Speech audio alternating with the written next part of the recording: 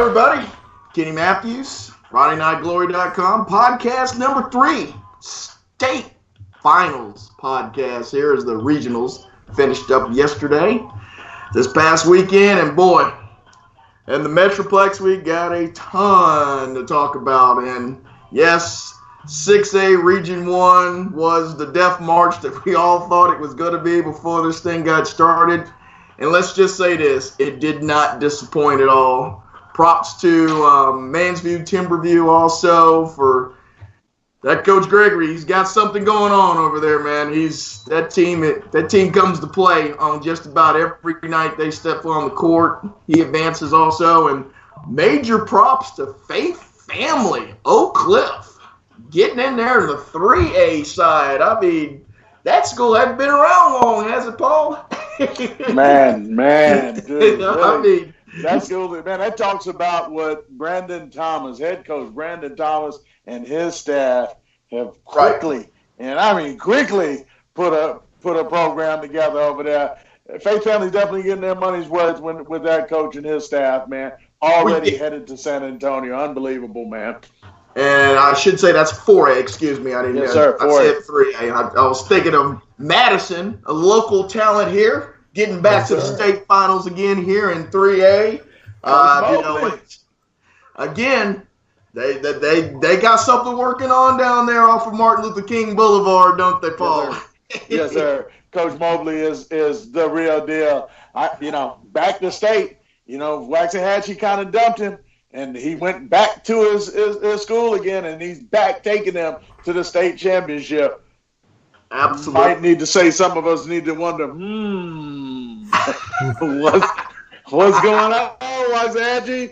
I'm not going to be the bad guy on that one, so we'll move on. Well, hey, everybody, did want to let you know we appreciate you listening to us again here on FridayNightGlory.com. It's been a fun little about 4 weeks here with a lot of good playoff stuff. I've been pleased to be able to sit front center and see some real good basketball here the last 3 or 4 weeks. And we want to appreciate, major props for a lot of careers, a lot of great careers that ended here in the last 2 or 3 weeks from the Metroplex, because this is about as talented as a group that's come out of the Metroplex, I will say, ever. But somebody may know something a little bit different. But man, there's a lot of good men that did not make it to San Antonio, and that was the goal last April. And a lot of teams that we thought would make it there last April are not there. So, it's a tough road to get there, Paul. We all know that injuries play a factor in things. Ball don't bounce the right way. A missed free throw here or there, and you think that couple of kids transferring in there. Yeah, transfer here and there. Yeah, no kidding. I mean, it's been wonderful. But hey, I want to introduce my 2 sidekicks here with me today. I've got my main man Parker Turley over here, the football player in training, getting up at 4 a.m. to do some workouts. My youngster, the producer here. We appreciate you, Parker. How you doing? Good. How are y'all doing? Doing great. I know you didn't get a chance to do any games. Did you do a game Tuesday last week? Tuesday, I did. Yeah, you did. That's right. You did. Geyer versus Lake Ridge. That's right. Thank you for letting me. I'm gonna let you start with that since that was earlier than what we done prior to all that. And then I want to talk to my main man, the Czar, has more contacts than anybody I do know. Mr. Paul Miranda, the DFW Hub. What up, DFW? He's got an answer for you. If you don't, I know those fingertips will get you one soon from the Real Heat Nation, Paul Miranda. Real talk Nation. Or real talk.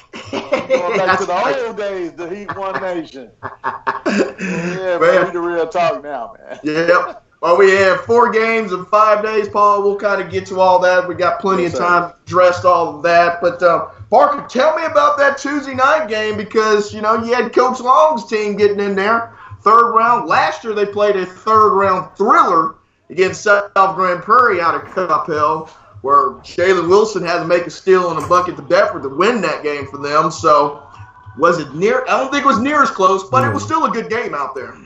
Still a good game. Lake Ridge hung in the first half. Joey Madimba took over for Lake Ridge, really. isolated with Jalen Wilson taking him one-on-one, but really, Geyer's defense second half stepped up big time, and Jacoby Cole's 33 points in that game, really just having his way with a smaller Lake Ridge team that just didn't have the size to keep up with him. He just found his spot in the paint, and they just kept feeding him, and he really took over that game. Second half, they extended their lead to 16, ended up being 82-66. Lake Ridge just doesn't have the firepower that Geyer had in that game. You know, there's not a lot of teams that can match up firepower with that Geyer team anyway. So you have to actually have, you know, what Paulin always says that, you know, two of the major three have kind of an off game. You know, that gives you a shot to kind of hang around, play with them. But when Jacoby comes up and has that monster game like that, they're formidable. I mean, they're formidable. They're fun to watch, and you know. And I think that also that's kind of been underrated a little bit about Denton Geyer that I was kind of impressed with. Their defense. I thought they picked up their defense, you know, their intensity here the last few weeks, and you know they make it hard for you to score buckets. I mean, you know, we'll get to it a little bit later, but I said, you know, that Duncanville team, you know, they had some problems trying to score against them, where you know that's normally not the case, you know. So. But yeah, I mean, if he plays like that, I mean, I know, you know, Lakers doesn't have an answer, obviously, for Kobe down low. They didn't have a person over 6'5", just couldn't guard him. The guy you're asking a 6'5" guard to essentially guard. They had the point guard was also matched up on them a lot. They had a lot of mismatches, so they really exploited that second half. But you talked about their defense. Defensively, they went to a full court press, and that really rattled Lake Ridge. They just kind of got out of sync, and it went downhill for Lake Ridge from there. For Lake Ridge, you know, getting to the third round, I mean, you know, that's nothing to, you know, hold your head down by any stretch of the means. And, you know, you get the tough draw of, Denton Geyer in the second round. I mean, you know, if you're J.J. Pierce, you're probably thinking, well, hey, you know, we're the seventh-ranked team in the state, and we get them in the second round. You know, and it's just that Region 6A is just, I mean, it's brutal. I mean, it is just a brutal way to get there. You almost wonder when you do beat somebody in a round if you got anything left for the next game. You know, that's what, you know, that's what makes things impressive when you do come out of that region and think that you were able to step up to the plate 5 times to get to state. You know, that's not an easy task by any stretch. Now for Lake Ridge, what do they have coming back next year? And then, I mean, did you get to talk to any of the guys there after the game a little bit, or did you just talk with the Geyer guys? After the game, I went over, talked to Coach Wilson, who does a great job, really did a great job in getting his guys going. They're going to be losing a couple seniors. Senior point guard Jordan Hayes, going to be losing him, 3-year starter. Talik Chavez as well, 3-year starter. But they're also going to be losing Legend Barrett, I believe, who was an impact guy for his junior and senior year off the bench, really gave defensive intensity. But they're going to be bringing Joey Mademba he's only a junior. They're going to be bringing him back. And they have some young talent that's going to be coming back also. Ty Caldwell, freshman. Yeah, I said freshman. I was going to say Caldwell. Yes, athlete. So they're going to be bringing some guys back, and they got some younger going forward. Kind of, you know, that's your linchpin there.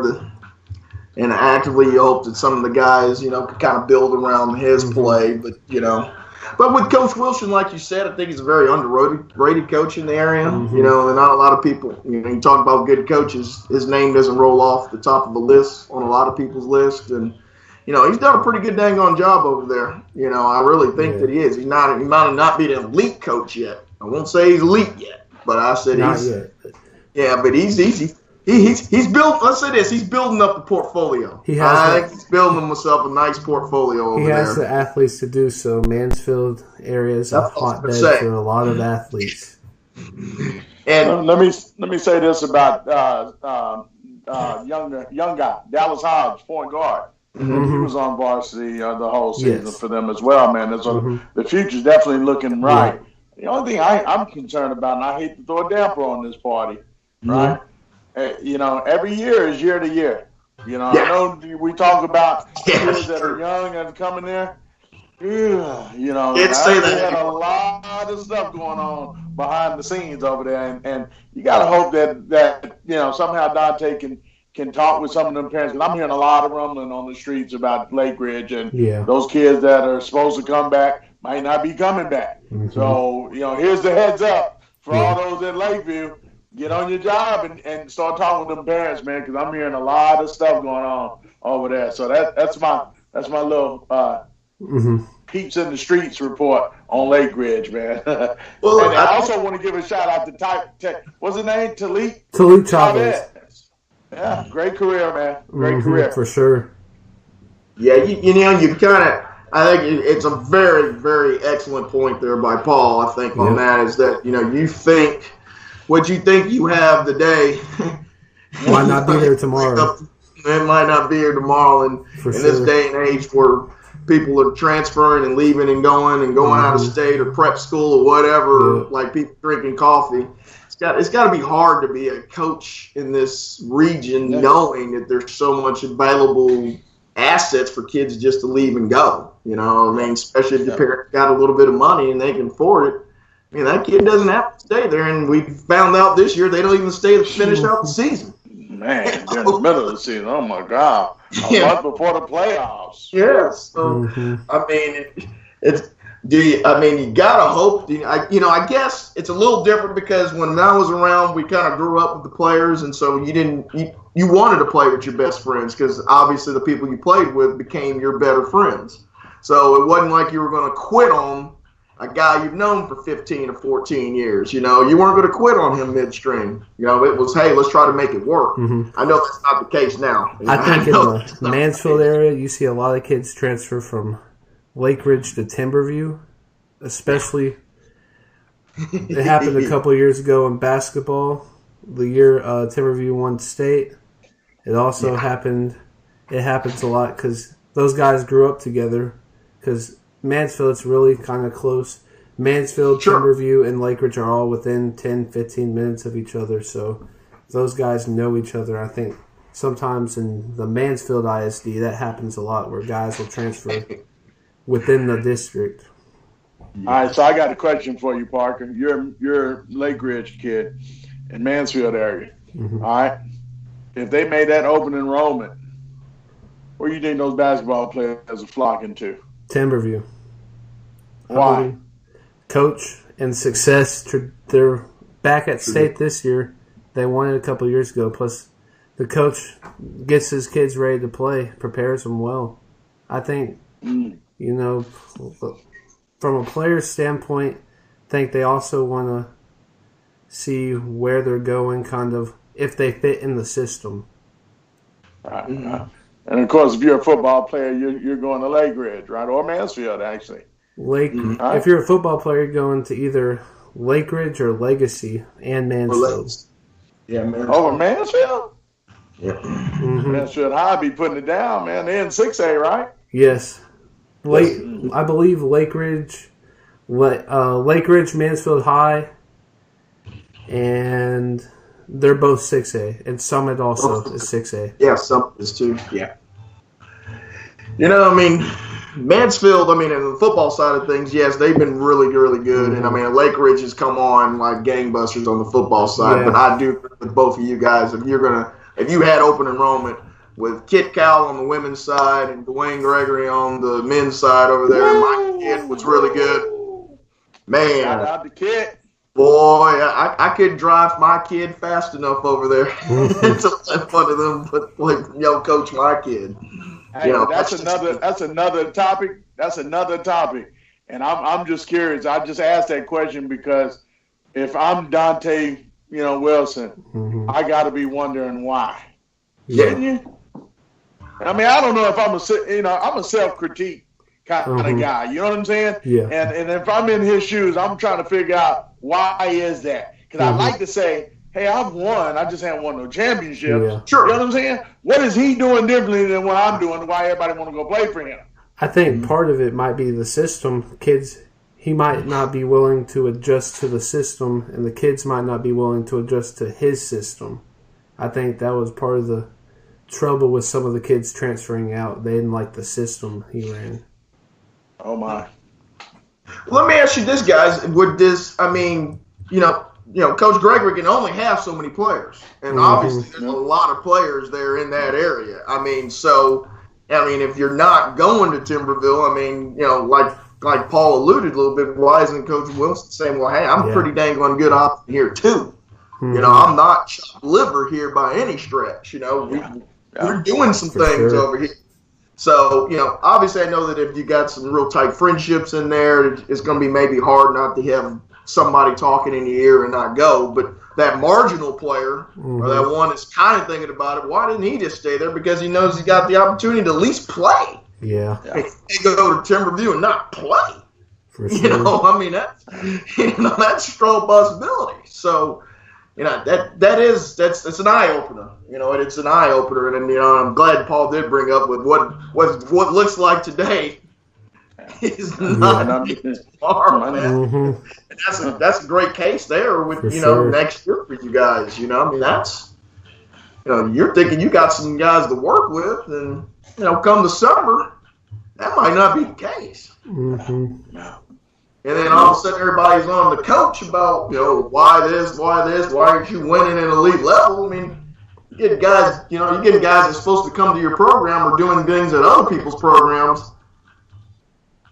I got to ask the second question on this Mansfield Timberview tip. We talk about the guys that have lost. They lost a huge piece in Jaquan Scott at the beginning of the year.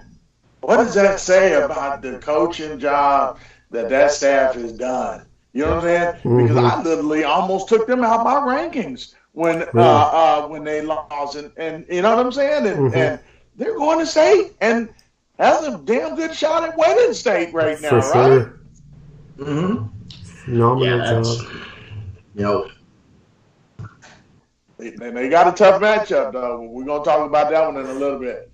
But, they got a real tough matchup. I was disappointed looking at the draw on that a while ago. But that's another one. We'll come back to that, right, Kenny? We'll get back to that. Yes, we will. But that's and I know Parker, you're more attached to those guys over there, and it's nice to get that kind of insight from somebody who's just a year removed from those guys, kind of knowing what their thought process is on that, and knowing how it's a delicate balance between that Timberview and Lake Ridge line is where it's easy to be in one area and a drop of a minute and be able to play and be eligible.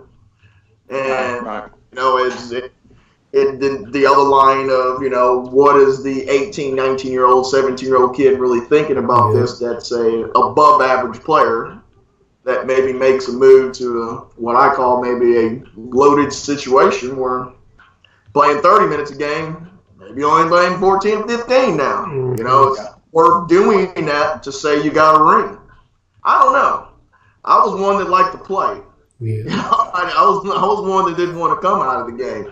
But it's different now. It's different. But Paul on the AAU side, it seems like to me you get so much more on that side now where we didn't have that avenue growing up. So getting your name out there. You can still do it in other venues. You don't have to just do it in your school venue now. And I think that's kind of hurt the schools on that aspect because, say, hey, it doesn't matter. I'll just go to my AU thing this weekend. If I have a great tournament, people are going to call me. Or ask a question. 707 did the same thing on the football side. Speaking of Mansfield, look at all the transfers they had in at Legacy this year on the defensive side. Oh, for sure. A lot of things that happened, but that's one situation where it didn't work out. It didn't work out. Injuries can kill a season for sure. Yeah. You have the injuries, bugs, and going in. You build a super team, or you think you're building a super team in March and April of last year. And man, it didn't materialize at all on that football field for them at all. Catalan is a great player, don't get me wrong, but they should not have been as bad as they were, on the defensive side. But that's football. This is a basketball podcast. We'll get back to it, but man, we appreciate it, Parker. Nice having coverage. I know you're trying to do a lot of hats, playing football and, having to deal with team stuff. We appreciate you helping us with the podcast here and producing it. I know it's not always easy. We'll try to make it a little bit more easier for you, going forward. That way we don't have to worry about study halls and 5 a.m. workouts. And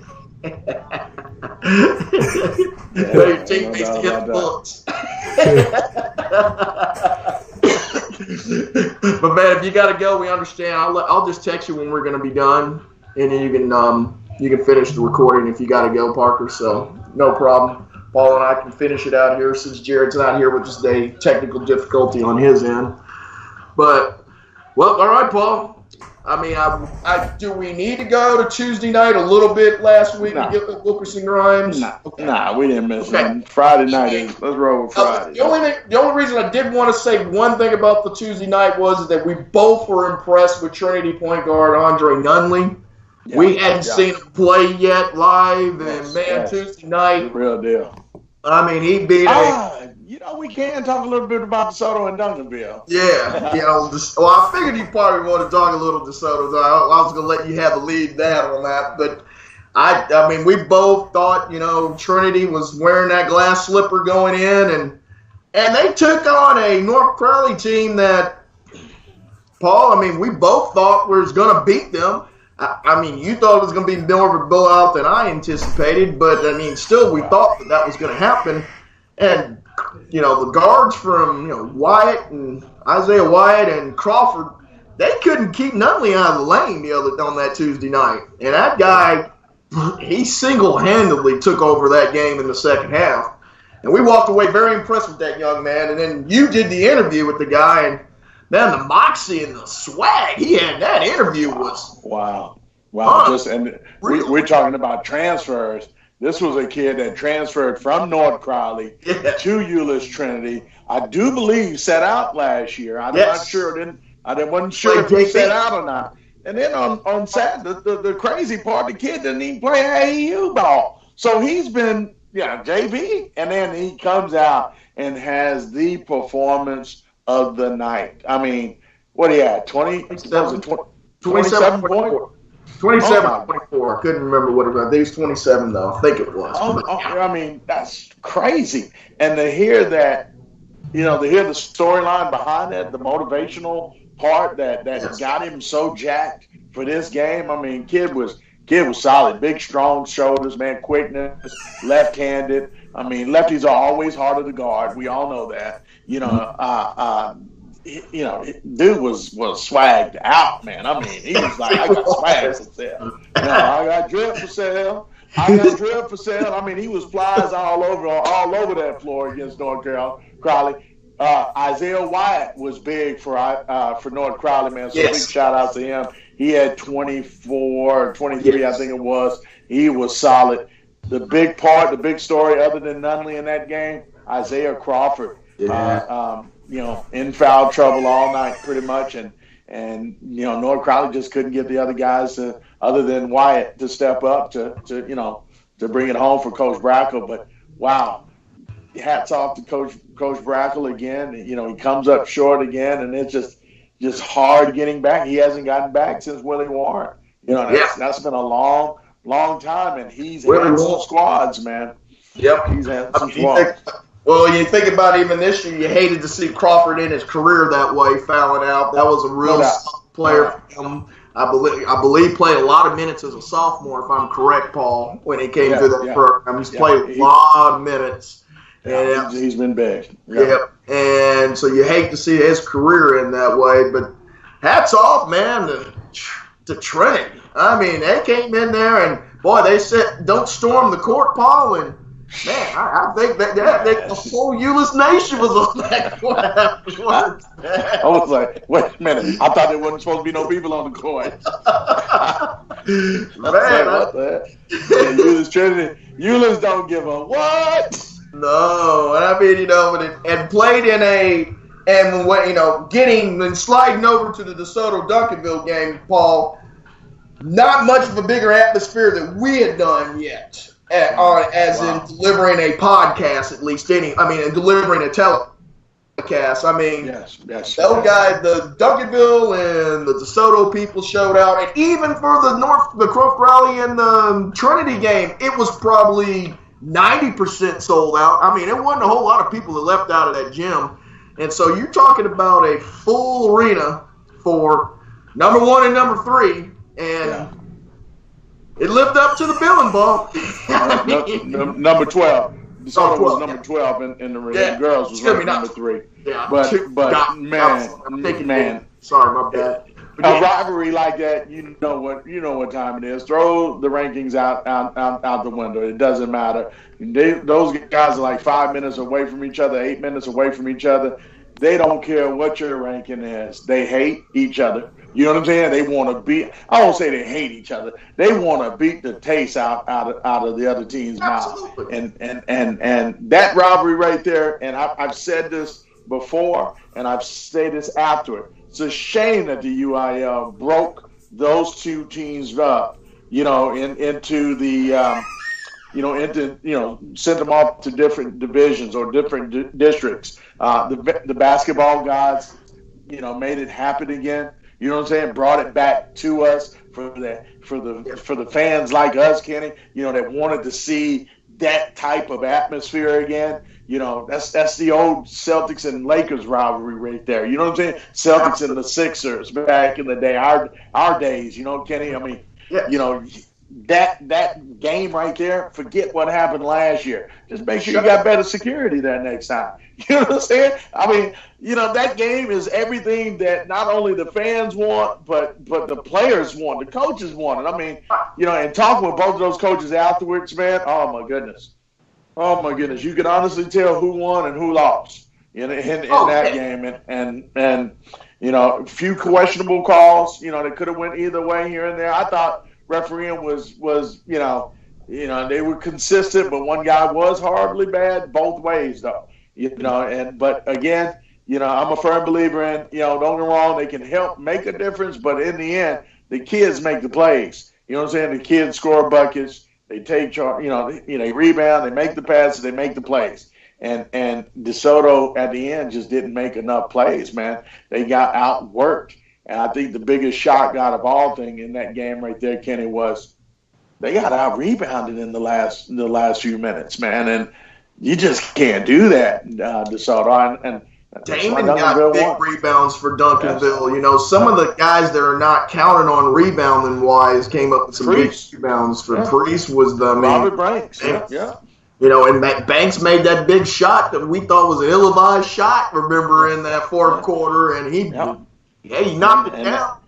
That's another kid, speaking of transfers, a DeSoto kid his whole life, senior year at Duncanville. Going to state. Yeah. How is that kid feeling right about now? You know what I'm saying? Well, I'll allude to that later. I tried to get it out of him yesterday in that interview, but he sure was cool and keeping it close to the vest, wasn't he? Kids like Priest aren't used to talking much. And I think if he'd been a little bit more loosey-goosey with it, he would have emptied out that shell that Andre Nunley emptied out against North Crowley, right? Talk about a man and didn't hesitate and did not hesitate to thank the Lord for his game. I mean, came out of the chute with it. And it wasn't one of those just cameo spots with it. Throughout the interview, he talks about his faith, being the reason why he's where he's at. So you have a tendency to know that those people walk the walk a little bit. They'll get that same tired line. And, for him, I was very impressed with that. But, here's a game that Duncanville and DeSoto, Micah Peavy didn't play well. Let's just be frank with it. I mean, if it's not for Ramsey shooting for 30. Yeah.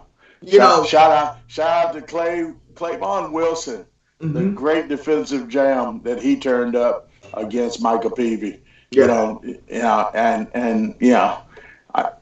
some couple other matchups that I talked with Dyer after the game that he wanted to go with that he just couldn't trust. He couldn't trust no one else to handle Michael Peavy, even though you might have wanted to see Clayvon, their best defensive player, guarded Ramsey, especially when Ramsey was just getting loose like he was, man. You just, again, that's one of those pick your poison situations right there, man. who do you guard? You go on, you shut down Ramsey, Micah's going to do his thing. Shut down Micah, Ramsey's going to go crazy. So, you got to pick your poison in that matchup. And Coach PB also has a bevy of talented players on that bench that can come in and give somebody a spark too. It's not just related to his starting five, which we'll find out later was huge for him. But also you have to give props for Micah when it goes to overtime. He was big in the overtime against DeSoto. Yes, he was. So that's when Clay fouled out. Remember? Yep. And Clay fouled out. And I always tell people, I said, just because you start off badly, that doesn't mean it has to end that way. You can contribute in other ways, and you have to give the talented junior forward some props for fighting through one of his worst games of the year and making a huge impact late, in overtime. Yes, sir. Yes, sir. Yep. So that, with Duncanville playing a game like that, where we talked to Coach Peavy after that game, and it was, you didn't play your best ball, but you still beat a really good team to advance. And he said, this is one where you go back, look at the film, get some rest. But, I think he had that confidence knowing probably going to have Micah show back up here in the next couple games. And if Ramsey is just Ramsey, we're going to be all right. That was the feeling I kind of got from him Tuesday night. We'll make some adjustments here or there, but I think he was pleased with the way his role players played and the way his bench played. So, and that's huge for them because I thought that's the reason why Duncanville, was so successful this weekend was their defensive pressure they had, and they were able to rotate three other guys and not have a drop off. That's great. That's huge. So then we go to Friday night out at Wilkerson. Wait a minute. Hold on. Let's stay on Tuesday night for a second. It just I'd be remiss if I don't give a shout out and props to a Tuesday night victorious team, because you got a perennial area, championship squad that was really playing well in the Kimball Knights. They get knocked off by the very disciplined Highland Park team, 52-39. We definitely needed to say a little something about that. Yes. Prince, your dude from football, Prince Dorba. Yep. 18 points. Riley Sebo, 11, and Finn Corrin with 10. How big was that upset right there, man? And Finn Corrin is one of my faves, Paul, from the football side of things. He's a great kid. He had a great state championship game this year. Does everything right. I call him the pesky guy that you go, I'm more athletic, I'm faster, I'm bigger, but why is he making play after play against? I just don't get it. He gets it. He gets it from the mental side of things. And that team, they're in the same district as Carrollton Newman Smith. So I kind of follow them from afar this year. Seabolt's had one of the most underrated years, or one, people don't talk about, his year this year. If you look in there in that box score consistently, he's in the 18 to 20 range.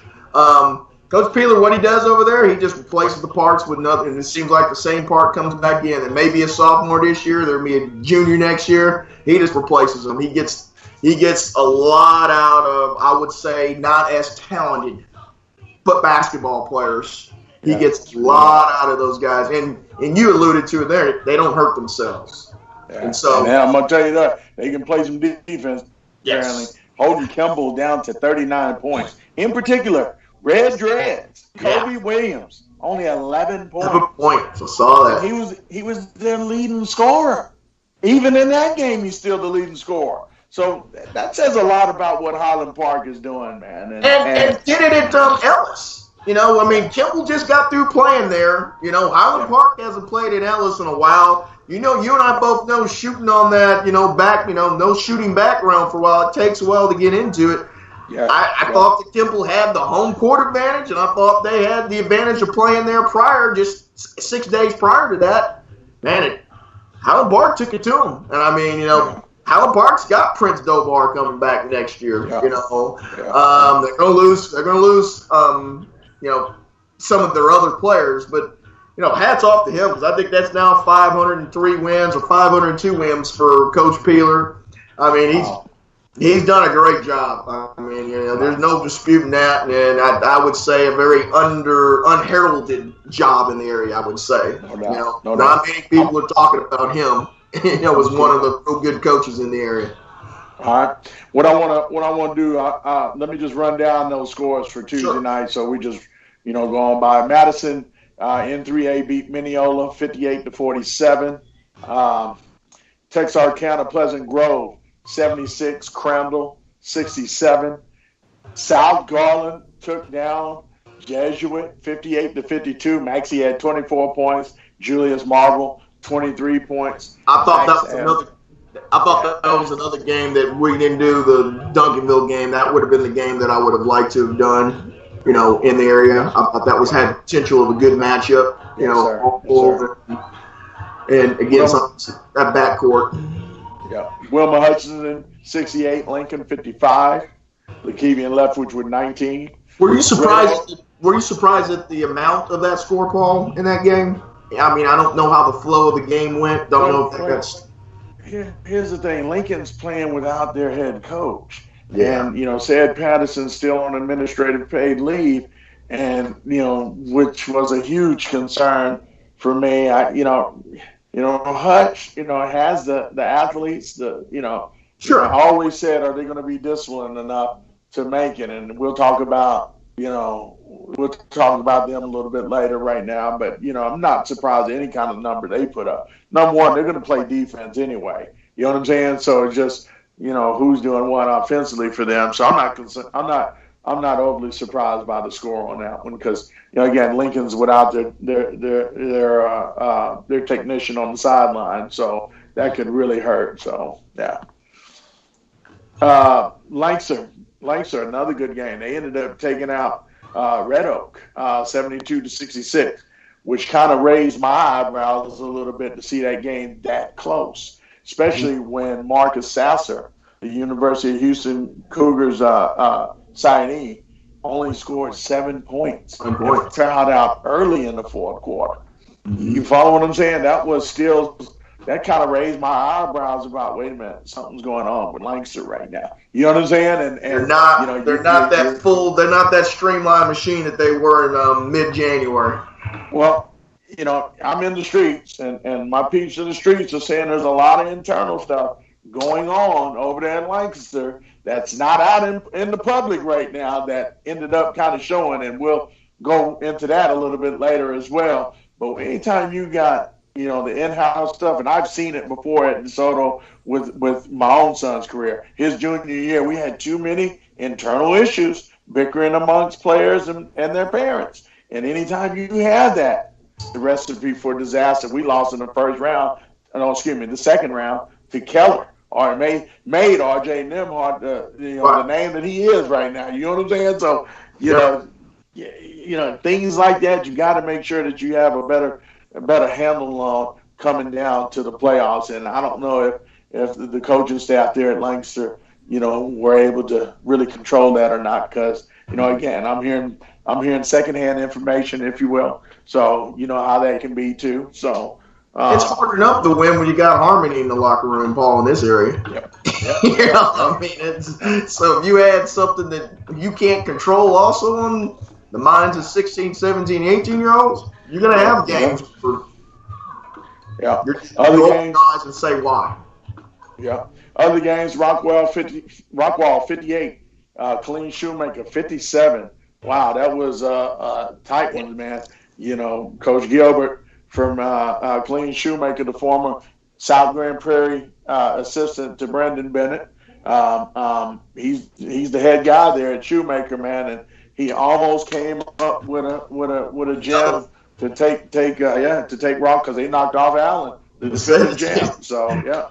And Paul, do you think sometimes in that region alone, we kind of said in the opening about how much you got left in the tank when you do beat one of the big dogs that day? Is that you put that slow start that they had, to that, don't know. Yeah. Some personal ones to us going forward now. Some personal game here. Justin Northwest 47, Fort Worth Brewer 43. Yeah. the season for the Bears in, and that's kind of was a damper that night. I don't know about you, but I was a little sad about that one for them. The Bear Cave. The Bear Cave embraced us, Paul, and you're not supposed to root for them, but you did feel bad that they played a really, really good Justin Northwest team and lose by 4. And we knew what they have losing, the graduation next year. So you knew that was kind of their special, kind of build for these kind of crescendo moments. And to see it kind of go out the door, it's a deflator. There's no question. And shout out to them. Great season. Look forward to seeing them in the future. Yeah, Coach B and all those guys, Mr. Cole, all them guys, man. Yes. Really appreciate their hospitality. Look forward to it again next year. Yes, that unbelievable hospitality. Yeah. Not been matched by anybody else since. Yeah, no doubt about that.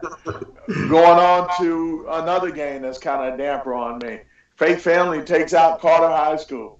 Coach Lyndon Love and my boy Zahad Mumford, just couldn't, and the rest of the guys just couldn't, turn the corner against them, man. And again, it goes to the internal issues that they had earlier in the season. You mentioned them on podcast number 1. You said it then. That was 3 weeks ago. So obviously, it didn't get fully addressed. And because I definitely not taking anything away from Faith Family, because Brandon Thomas did a hell of a job in that game. And those diaper dandies he's got over there, and they've got some players over there, man. And they brought it. 2022 kids. For me, that was a personal hit for me a little bit because of my relationship with Zahad Mumford, man. Got a major love for him, and I got a strong relationship with Coach Love, man. And, I just wish that they could have found a way to really turn that story around and make that happen. It goes back to even the tough loss last year against Silsbee there in the finals last year. It's one of those where you're like, hey, you got enough here to make another run at this thing next year. No doubt. Get this sour taste out of your mouth, and come back here in 2019 and get you one, and not get out of the third round. It does, it hurts. No question. Another close to the vest game for another team that's losing for us, Kenny. Mansfield Timberview takes out our guys, Coach Ryan Cleve Ryan, and the Colony, man, and I love Timberview. Don't get me wrong. I hate that they had to go up against the Colony, man, because we were starting to really, really, really, really like, what the Colony brought. Those kids can play. Louis, Louis Rodriguez, Bryce Oakpo, Jaron Davis, your boy Keith Miller, right? Miller, they had a nice squad, nice run, man. And we like Coach Cleve. And Coach Cleve, Coach Cleve is one of the, for an individual, as good as a coach he is, he's probably a better individual. Yeah. And then, his daughter, we talked about, plays for the girls team, and they lost in the regional finals, right? On the last second shot, buzzer beater, man. And, you just wanted to really, see Coach Cleve and his boys, get to go a little bit further. And, but, man, anytime you're going against them Wolves of Timberview. Well, I was about to say, you're talking about fine individuals, Coach Gregory on that other sideline, he's not half bad himself either, and there's no shame in losing to him. But, that's kind of one of those bittersweet games that whoever lost, it's going to take a little bit for us. We're going to be hurt by it a little bit because, we built those relationships with those kids and the coaches. So we know, it's disappointing. When the end's here, it's disappointing, man. Yeah. What do you say? You know what I'm saying? Going on, Frisco Lone Star 52, McKinney North 46. Frisco Lone Star. Graham. Yep. Knocked off Argyle 47. To 46. 47-46. 47-46, 1 point victory. So that was Tuesday night, man. For the DFW Metroplex. Edgewood, beat Pilot Point 71-58. I don't know if anybody knows anything about them schools, but Pilot Point though is one of those teams, Paul, that you know what, they're just where they're at. They know their lane. They drive their lane pretty well. You know, I mean, football season wasn't like it was normally, but you know, you beat Pilot Point, you generally know you're beating a pretty good team. Okay. So now we're on the Friday night. Yeah. Well, we'll get start off with 6A Region 1, the region of death. You know, very first game is, you know, Duncanville and Trinity. And, you know, Trinity gets out to a 10-2 run, I believe, there early in the first 10-1. Yeah, 10-1. 10-1. I mean, we're like Cinderella is here, Paul, and she ain't going anywhere. And then all of a sudden, Mr. Ramsey and Mr. Peavy decided, you know, it's time. And Ramsey, that glass slipper was looking like it had some leather on it in the beginning of the game, didn't it? Like that was unbreakable, man. Yeah. Well, I mean, and not only that, I think that when Duncanville put that full court press, that changed that complexity of that game. As good as Nunley is at getting around people off the dribble, the length killed him. He couldn't do it. Dribbled into double teams, had several turnovers by Ramsey with breakaway dunks. You know, that's and that's demoralizing at that point in time. Yeah. Miles Bennett had three, you know, back to back. Yes. You know, triples. Miles Bennett was huge off the bench for them that night. You know, so and that's, you know, and talking to Coach Peavy at the end of the game, you know, here's a guy that's, you know, he said he's not confident in his own shot, but he said he's got a great shot. So he's one of our best players, starter. So he said it's not surprising when he comes in and does those things. He says, but unfortunately, it's surprising to Miles Bennett sometimes. Yeah. And he said that very clearly. Yes, sir. Yeah. And, you know, I mean, you know, you have Peavy had a bounce back game, which we both thought he would. You know, 23. Yeah. Ramsey's Ramsey. You know, if he scores 14, he's still an impact in the game. If he scores 30, he's the major impact in the game. You know, he's been talked about it, you know, ad nauseam, I know, by most people. But to see him that many games in live, you start to really realize that that guy can get separation in the New York Minute against people. And he's a nightmare. He's a matchup nightmare. Yeah, no doubt. Without a doubt. Voters nonstop. Yeah, nonstop. I thought he got a tough fall call yesterday against Devion Lake, but we'll talk about that later. But, you know, I mean, the guy just doesn't stop. And, you know, if your best player is your hardest worker. Yeah. 71-50. Duncanville beats Trinity, Euland's Trinity. Shout out to Coach Valines and his staff for a great season, shocking all of us. You know, third time in team's history. Yep. 50 years of the school being there. Third time they've been to a regional. We forgot to talk about our NBA player on Tuesday night that shows up. Miles Turner in the house. Letterman's jacket on. Euland's Trinity yellow Letterman's jacket. Man, I was like, what? You can still fit that?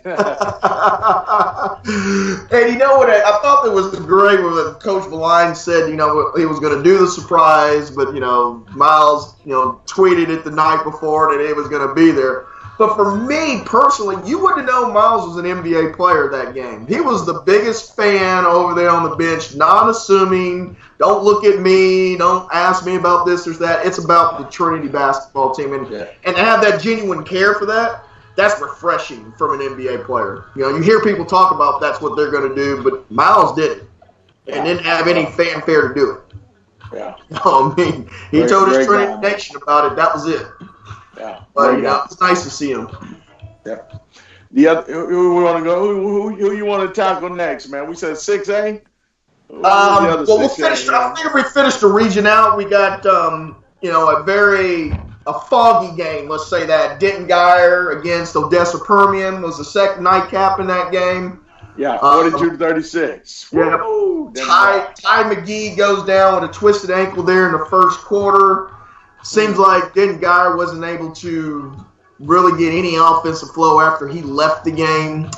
They had 15 points in the first quarter, and, man, I think they scored 18, you know, through the next two quarters. So Just Well, never they stayed did at 15 for a long time in the second quarter. 6 minutes. It seemed like 6 forever. minutes. 6 minutes went by in the second quarter before they scored, and that was from Bradshaw. Bradshaw scored all 5 points today. I mean, all 6 points of they scored in that quarter.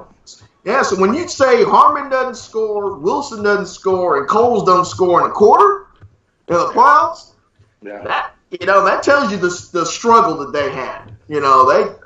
It's just a fog game. I don't know what else to say, Paul. It was just a gritted grinder, but you knew that Denton Guyer was much better than they showed that day. But no doubt, and I take that back to DeSoto 2016, man, in the state Final Four, man. We were definitely looking ahead to play Atascocita against Cibolo, and we almost got popped.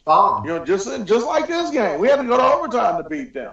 You mentioned sometimes you can get caught. Interview. You mentioned that in the post-interview game to Jacoby Coles, where you looking ahead, and indirectly but directly, he did say it in the interview. He came back around and said, "Well, maybe we were." We saw what happened the game before, just assuming. But for me, it was Davian White and Lacavian White and the other guy. Genuine. Thank you. Ride this pony. You want it. Coming. Hey, Genuine Powell, man. Well, where do you get the name Genuine from?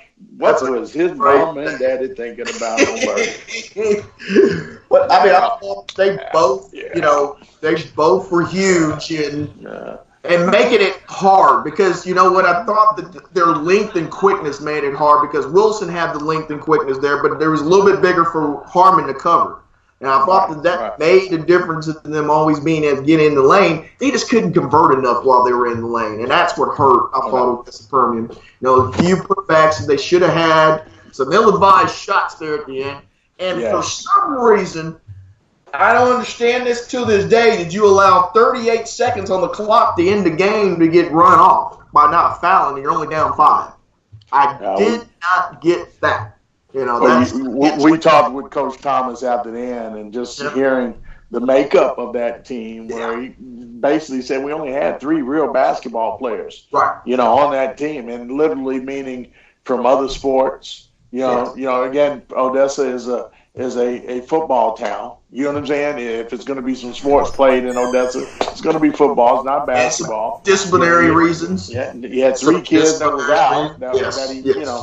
And if you know Thomas like I do, when he doesn't have much to play with, he's not going to play with a whole bunch of kids. He's gonna go to 5 or 6 players, and they're going to be in the best shape ever because he knows that's all he's going to rely on is those 5 or 6 players when he's playing good games, and he just didn't have that. And definitely want to tip my hat out to Coach Thomas, man. Y'all remember Thomas, former Cedar Hill coach? I think it was 2013 through 2015, was it? Yeah, that's what I was thinking. I was thinking it was 2 years, but you said it was 3. This was his 3rd year there. Yeah. Because remember Brandon Thomas took over in 2016. No, 2015. I'm sorry. So actually, 2014 to probably I think it was 2012 or 11, whenever Millsap left.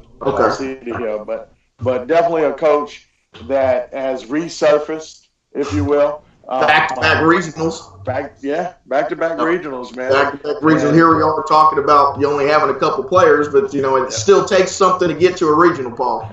And those kids, man, up until the last 2 minutes of the game really looked like they belonged. You know what I'm saying? You just saw it just off our was down. Guy was down 1. Less than 3 minutes of the game, Paul. So that thing just fell apart after that. Just really felt bad for Coach Thomas, man. But he was good in good spirits after the game. Yes, he was. And I saw him in the parking lot for a little bit, man. And just a great dude. You really want to see a guy like that. Charismatic. But you can tell he cares about the kids. He just kept saying some people not doing the right thing. And he says, I won't tolerate people not doing the right thing.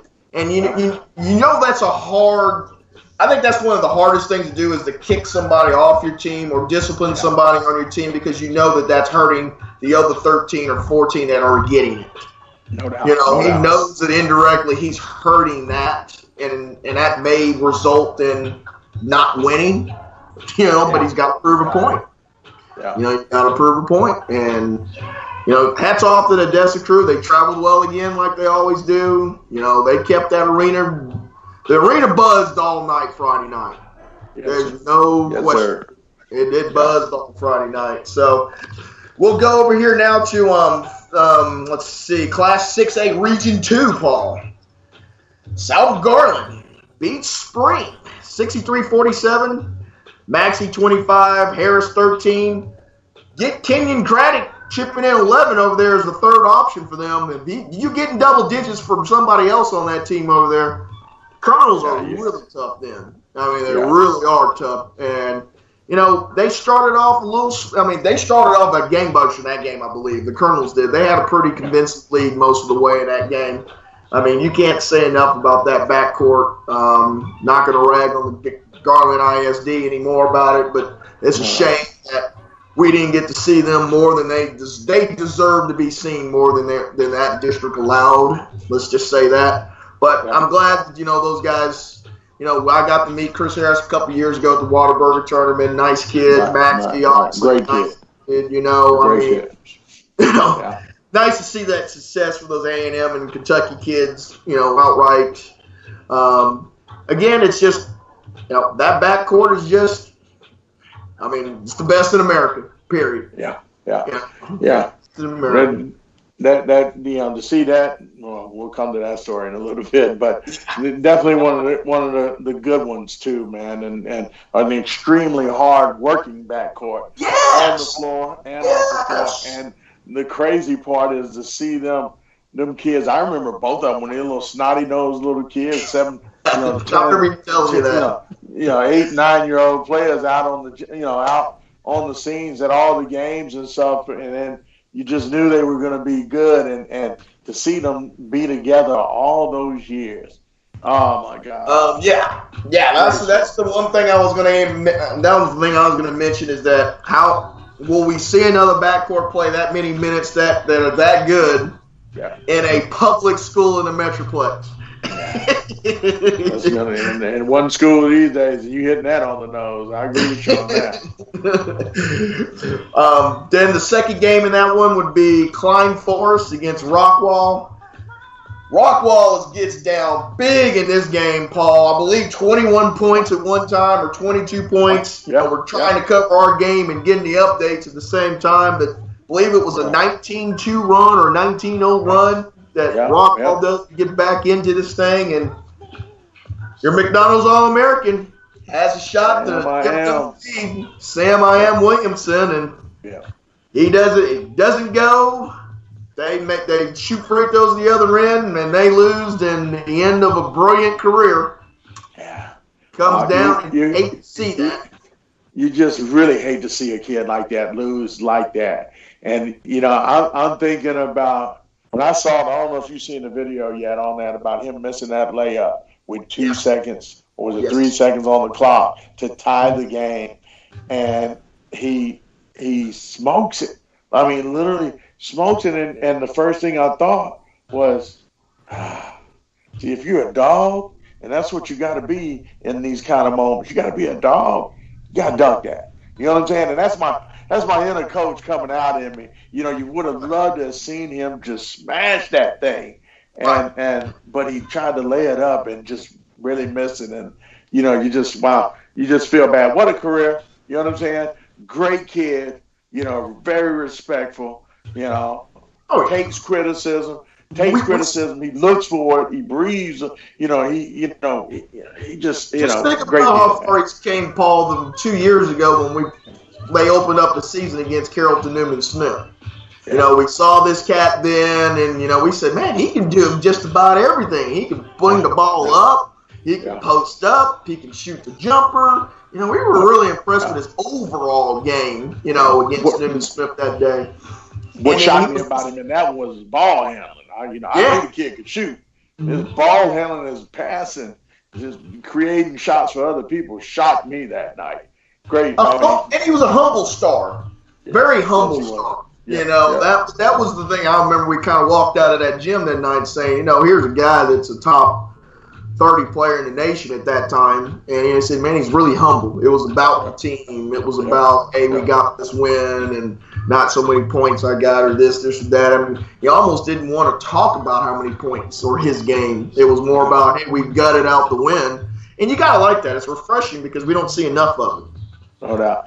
I will say this, and I kind of said this going into the stretch run of the McDonald's All-American votes and so forth. And I said, I don't know if he had did enough to qualify to be a McDonald's All-American, but I know one thing, that kid is going to be a pro, and he's going to be a good pro. You follow what I'm saying? Because he has everything. You know what I'm saying? And I mean on and off the court. You know what I'm saying?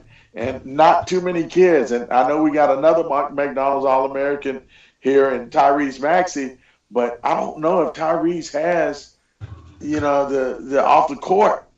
You know what I'm trying to say? Game like a Sam Williamson does. You know what I'm saying? And, cool, calm and collected, man. Reserve. It's not. He seems like he's got a real good head on his shoulders. And it surprised a lot of people going to that. What a lot of people deemed the cesspool at the time, Louisville. He went in at a very controversial time. Wasn't worried about that. Said that was his best fit for him. And you got to give props to people that say that. Because there was a bunch of negative recruiting against Louisville last year about why going there. Without a doubt. Yeah, he heard that from day one. He was interested in going there. So, and for him to stick to it and not go back and forth on it, that talks a little bit about how he was raised and talks about the man himself. And, here again, we did it the week before where Drew Timme, his career goes over. We talked about how great of an individual he was and seemed to just have that it on and off the floor. Sam Williamson, you can put him right in that same car with him. I think they both, the Metroplex is blessed to have two good humans plus two great basketball players. No doubt. No doubt. I agree on that. So let's go to Reach 1 in 5A down in Snyder, Texas, the big city of Snyder, Texas. I'm being just a little bit, but how does Snyder? First of all, how does Snyder get a region? I don't know. Is Waco taking their names off of regions? Abilene taking their name. I don't know, Paul. Snyder, Texas is the home of 5A. Region 1. So they've seen the Mansfield teams back-to-back weeks come through there, ranked number 1 and what was Mansfield Timber Boys ranked going into 5? I can't remember, but yeah. So that I'm calling that the Timberview region now. Snyder. But just Northwest, they play Amarillo, Palo Dorado, and they went 65-54. What can you say about Avery Anderson? 33 points, 10 assists. The consummate point guard. He's got length. He can play defense. He can make big shots. He can shoot free throws. He gets his teammates in the game. And if you need a bucket, he can get you one. Oklahoma State's getting a great one. Another kid that you hate to see is not getting that third opportunity or another opportunity to go to San Antonio and get it done. You really would have loved to see that chapter, close with a ring on his finger, and it's not to happen, man. And you definitely feel a little weak talking about him as well, man. I sent him a text message. Sent him Chris Harris, Sam Williamson, Drew Timme. I mean, the list is going on and on, man. Maxie. The kids that I didn't see Max. I don't have that relationship with Maxie like that, but these are my guys, and I'm naming them. Maxie wasn't never really one of my guys. You know what I'm saying? Not to take any shot at him or anything. I mean, you got to be a certain kind of way to be one of my guys, Kenny. I mean, I'm gonna be honest with you. I look for totally something off than what everybody else looks for, man. And that group right there, Chris Harris, Drew Timme, Sam Williamson, oh God, I'm drawing blank on some of my kids right now. Damian Harmon, my guy. Timberville. Not Timberville. No. Oh gosh, I they talking about what should I'm losing a blank. I didn't send so many text messages out in the last few days right now. Just really thanking them, man, for being a consummate pro at on the high school level and on the AAU scene. Just really respectful kids, man. That don't get me wrong. There's some good ones out there as well that have just been the same, but this group of kids that I'm talking about really were special to me. Louis Rodriguez, he's not a star. He's one of those kids that you want to go to war for. Zahad Munford for Carter High School. Those are my kind of guys, man. And like I said, I felt compelled to send those text messages out. And Avery Anderson again, man, he just feels so bad because his performances in state, just really, those are nightmares for him. To this day, you know what I'm saying? And now, not to get that opportunity to get back. Got a couple point guards that are going to be dealing with some demons that are going to University of Oklahoma State and Oklahoma, and they're going to be trying to fight through that. We're going to talk about that other one. Yeah, we're going to talk about that other one. But we're talking about things you just can't. But here the thing I liked about also Avery Anderson, and it's kind of alluding to the point guards going to Oklahoma. It's 10 for 10 for the free throw line. That's what you want from your point guard. Yeah. No doubt. He's got the ball 90% of the time. So if he gets fouled, he's going to make you pay. He's going to go to the free throw line and knock him down. And we saw how big that is. From your point guard, you got to knock him down. Hey, going back to that Timberview game, man, we forgot to talk about. I hadn't even got to it yet. You said. I was just talking about Timberview. No. I was talking about Junction Northwest beating Amarillo Polo. Okay, I'm sorry. Yeah. Well, I was going to say something about our other guy we kind of liked a little bit here was Sammy Freeman. 15 points, 14 boards, 3 blocks that game. You said it in the telecast against the Colony. If they get that kind of play out of the big fella down low, they're going to be a tough out. Yeah. And he's rose to the occasion since that Colony game, I thought. He's played really well down the stretch. Then when we talk about our boy Julian Smith, another 13 points. We really like his game. That's a competitive kid. Shooter. Focused kid. Plays defense, hard-nosed defense. He's just a junior, so he will be back next year. You'd think that he'd probably be the leader of that team. Probably have to be next year now that Avery's going to step away. But, again, it's, you lose your coach at the beginning of the year and you're still rolling at this point in time, Paul. Yeah, no doubt, man. And big shout-outs to Travis Edwards and the sensational job that he did. Man, Coach Mike Hatch is, to me, one of the legends of coaching in the DFW Metroplex. And to see, how Coach Edwards stepped up and made the correct calls. The games I was at, man, I didn't see nothing questionable about how, he coached. I mean, I really love some of the decisions that he made, man. And X's and O's, substitution-wise, getting in somebody's jacket left and right, he did it all, man. And when it, just you hate to see them go, be the ones to go out. I'm glad you brought that up a little bit. It's hard to take over a new locker room. That locker room knows only one coach. That's the guy they have their blood and sweat and tears go out for, and go to the finals. And he's not that. When you looking at opening tip that first game, and he's not on that sidelines, man. There's some dynamics that have to go in there. To get the people to respect and buy into your side of things. So you're not going to do the same thing that Coach Hatch did. And, on paper, he'd had a heck of a year doing that. We'll go to the second game. This one, Mansview Timberview is 64. Monterey, Loving Monterey, 45. Rodrigo Suarez, 24. Puerto Rico. Teresian White, 16. Tristan Starks, 10. 50 points of your 64 from your guards. Forward, same old beat seems to go on down over there in Mansfield, Timberville with Coach Gregory on the sidelines. They're gonna come at you, and they're gonna fight you, and they're gonna fight you. And if they get knocked down, they're gonna pick themselves back up and somehow be able to win at the end of the game. And Here you go. Fabulous backcourt. Couple of things that surprised me in this game was they were down by, 2.5?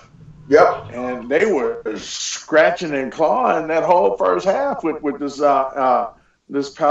Monterey team, man. And then the other thing that's striking outscored them by 10 in the third quarter. Yeah. Yeah. C.J. Smith only 6 points Mm-hmm. for the game. That was deafening for me, man. I was like, wait a minute, 6? Yeah. So I don't know exactly what the storyline was on that. I didn't bother to talk with when I talked with the coaches yesterday. We didn't really go off into that, but man, because we were talking about Rodrigo and the game that he had. Right. Another kid, no one's really paying any attention to. Man, they can absolutely shoot the ball with some of the best in the state of Texas. Man, this kid lights it up, man. So he's doing it. He's peaking at the right time. I'm jumping ahead of myself, but he's doing it at the right time. Let me just leave it at that. Yes, he is. Leave it at that. we can go out to Region 2 and 5A, the Garland, out at Colwell Center, and Frisco Lone Star.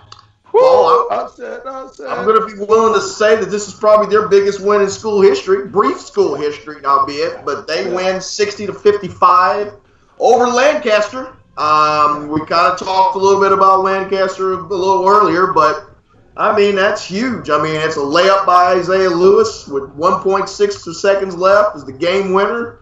Lancaster calls a timeout when they don't have any, so they get an ensuing technical foul.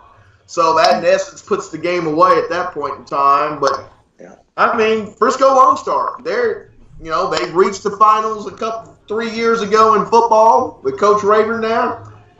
They're knocking on the door to try to get up to state again with the basketball side of things. And, Isaiah Lewis is a great player. Mims is a great player for them. But nobody really did talk about them. And I know you mentioned it in the second podcast that we had. Man, we slept majorly on Frisco Lone Star, man. When I saw them against Woodrow Wilson, I was blown away. I couldn't believe how good this team really was. Coach Connor over there has done a marvelous job for those kids. I mean, and they got some players over there. Julian Larry, the point guard, man, is a stone cold certified killer.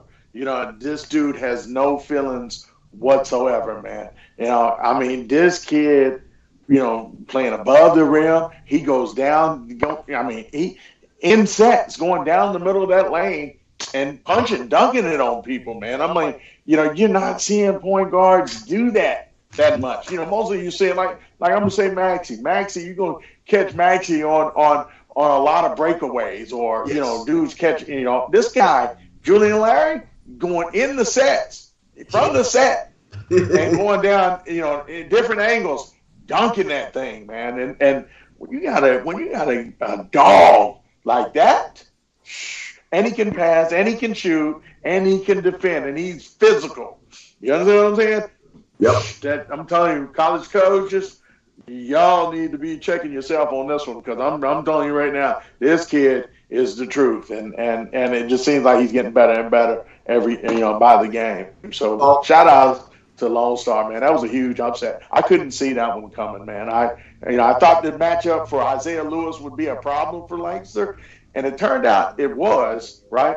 Mm-hmm. Devin Miller, could not stay with that kid. Matter of fact, Devin Miller fouled out in the third quarter. Okay. Here's what I'm wondering with Lancaster. You got all them coaches over there. You know what I'm saying? I don't know if you've seen Lancaster. They got a bunch of guys over there and kind of like MC Hammer and his group. You know what I'm saying? They have a lot of, not knocking them, but they have a lot of coaches. How do you let that guy foul out the game? Number one, number two. How do you call a time? How do you let your kids call a timeout or your coach call a timeout? And somebody's, that's just somebody not doing their job, on that side. And I don't blame Coach Farron Douglas at all because he's won rings, and a lot of those guys on that staff have, but somebody on that bench has to be in the moment of where they need to be, not in the game. Game control coach. Yep. Somebody's got to be right there in Coach Rush's ear. Yep. Saying, hey, man, we ain't got no timeout. Make sure they know that. Somebody's got to be designated. You always got to have one coach that's aware of what you are on the timeout circuit. And if you don't, but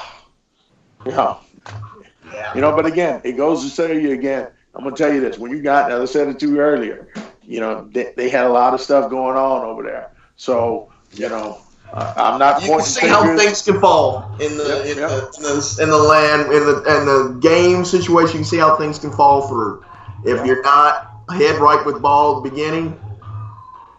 Mike Miles had 24 for the Lancaster. Marco Foster had 11, and Wade Taylor only 10 points in this game. Wow. I know we may have slept on Frisco Lone Star this year. We won't next year. No doubt. That was another one of my text messages that I had to send out. I sent that out to Coach. I had to send that out to Coach Connor, and I tell him, hey man, I'm sorry you ended up losing yesterday or whatever, but here it is, brother. Great season.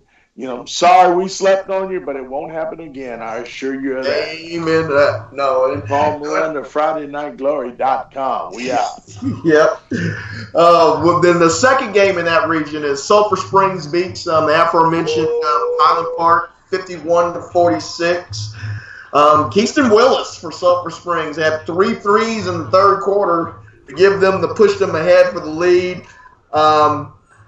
Sulphur Springs kind of came in here with not much fanfare from at least I'd say some of the opponents. This was going to be the region either won by Lancaster or Lone Star, whoever was going to win that game. I think a lot of people thought was going to win the region. So, Sulphur Springs, and they came in here and beat a real scrappy Highland Park bunch here. Man, this one's from Xavier Court, man. Big fella, 14 points. And I'm going to tell you another guy, man, that is my guy that's flying under the radar that a lot of people don't know for Sulphur Springs, to which moi has been able to bring to the public years ago. I can never say his first name, so Solidarian, I can't never say his name, so I'm just going to go by the nickname. Day Hall is a jumping jack that knows how to make plays on both ends. He might need to hit the weight room a little bit here because he's as skinny as I'll get. That kid can play, and he is one tough hombre. I'm telling you, Day Hall, he only had 10 in this game, but we're going to talk about him on the next game. You know saying? So. We'll go here to region. We'll go to 4A Region 2. Region 2. Wilmer Hutchins, 68-57 over Paris in Commerce, Texas. Deontay Laez scores 22 points as the top-ranked Wilmer Hutchins. They're just, they're a scrappy bunch, like you said. That's a team. Laez is that gangster mixtape right there, dude. That's my guy right there, man. He will cross you over and have you in the next frame. You understand? Not this frame, but you'll be coming back on the next frame. That's how. And like I said, he true fills up killer box right there. Too, Paul. Fills up the box score. It's not just scoring. That guy brings his whole arsenal when he steps on the court, and that's it's another 30-win season for Wilmer Hutchins. It's hard to win 30 games. I don't care what classification you're at. Winning 30 games, man, is hard to do. You got to be fortunate sometimes with the basketball guys having you guys not get hurt and missing extended periods of time. But it's just notched another one there for Wilmer Hutchins, and the beat just keeps going for those guys. It really does, and in kind of an unheralded way, maybe for some of us in the media that they don't get enough coverage. It's I think that could be a legitimate call for the people over at Wilmer Hutchins. I'm going to say this to Wilmer Hutchins, and this is going to be somewhat of a kind of thing. Yeah, you got to stop charging media to come to your games, man. Yeah. That's you true. know, I'm just gonna put it out there and I'm gonna say it point blank. I love the coach, love the kids, but y'all trying to charge media to come to the game. Coaches, you want your kids to be seen. You need to make sure those people at the door know, you know, what media is, man. And, you know, they're one of the few in town, man, that actually charge media to get in their game. So, Pops, you know, what are you talking about? You're talking about maybe 6 total free media members coming to a game, and and there's not a price for the coverage that those kids can get, though. Yep. So if they're charging you $5, you're doing all this over $30. Yeah. That doesn't make sense to me. That makes no sense to me. Somewhere it has to be drawn the line there that says, you know what, you know, you might get one of these guys a higher learning scholarship because they got some exposure. I told you, I think it was, I can't remember which game it was. The last game I went to Wilma Hutchins to see play, and it was $5 fee to get in. No, I'm lying. It was $5 because I gave her a 10, and I told her just keep it. That's the last $10 that Wilma Hutchins getting from me. Just keep it. Well, we go to that other bracket on that side is Oak Cliff Family, 58. Texarkana, Pleasant Grove, 54. Trey Clayton, 18 points, 7 boards. Oak Cliff Faith Family, small school out there in the Cliff. But you know what? When they roll out that basketball, though, on those nights, they ain't small, are they? They can play some ball. You want to hear something crazy? I don't even know. I don't even know where that school is, man. Isn't that crazy? I don't even know where it's at. It's crazy. I'm thinking about that right now, man, and I'm trying to figure out. Wait a minute, where is this school at? I don't know. Channel 5, nice little clip on them on their Inside Sports. You can see that again on Sunday nights, I believe around 10:30 on Channel 5 as a replay of that. You need to watch that. They do a nice little about 4 or 5 minutes on family faith, coach, players, whole shooting match. It's a real good storyline there. I think that's something you should, if you're if you're a fan of the hoops here in the area, you need to watch. It's really good. Yeah. But I didn't mean to cut you off there, Paul. Sorry about that. No, you're good. Yeah. Jordan Walsh, the freshman, 10 points in that game, man. Looking good. Raheem Gary, 8 points. Another good-looking, strong point guard, man. And I'm really, really impressed with Mike Lenoir, a former DeSoto player. Wow. Big story there. I mean, but we'll talk about that another time off the air. But Faith Family, Brandon Thomas, Coach BT has done, we can't talk enough about Cedar Hill, now the Faith Family.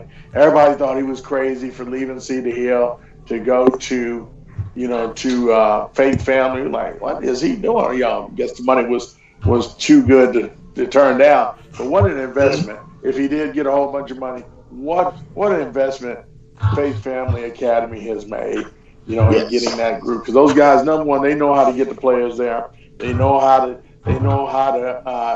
highlight their players. Where they keep daddies, and mommies satisfied because you're in this game today. And they're putting kids in a small classroom environment, Paul, that's, and it's getting up their studies.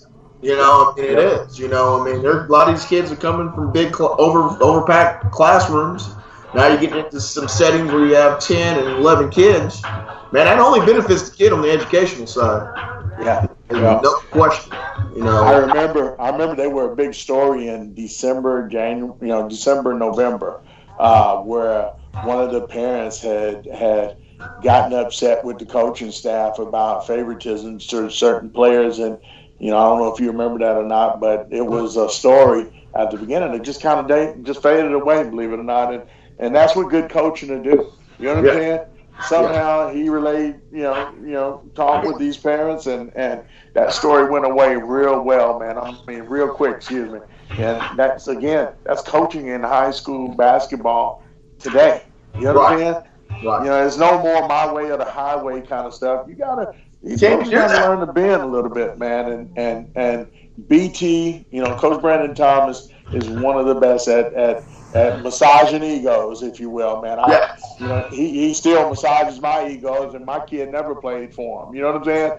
But, right. Yeah, and it's something to it. That's you may be X's and O's, you may know how to do this, and get your team prepped and all that, but it's now become a full-time job of dealing with families, outside presence, people in a lot of ears, and being able to get that person's head right with ball, and then still buy into the team side of things. Yes, and that's an art, man. You can do that. Woo. So yes, sir. Family. I mean, they're. If you hadn't heard about them, you're about to hear about them. In 3A Region 2, we had Madison beating Tatum 74-48. I hope I say this right. Travois Weaver, he came off the bench and scored 18 points, leading Madison. Madison, just the beat keeps rolling there. I think we got disconnected.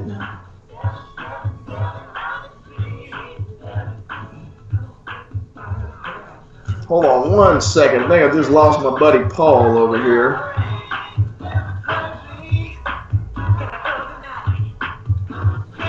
Ooh, my bad. Okay, you back? Okay, he's back. Sorry about that. I stopped the Paul Parker. Now you're good.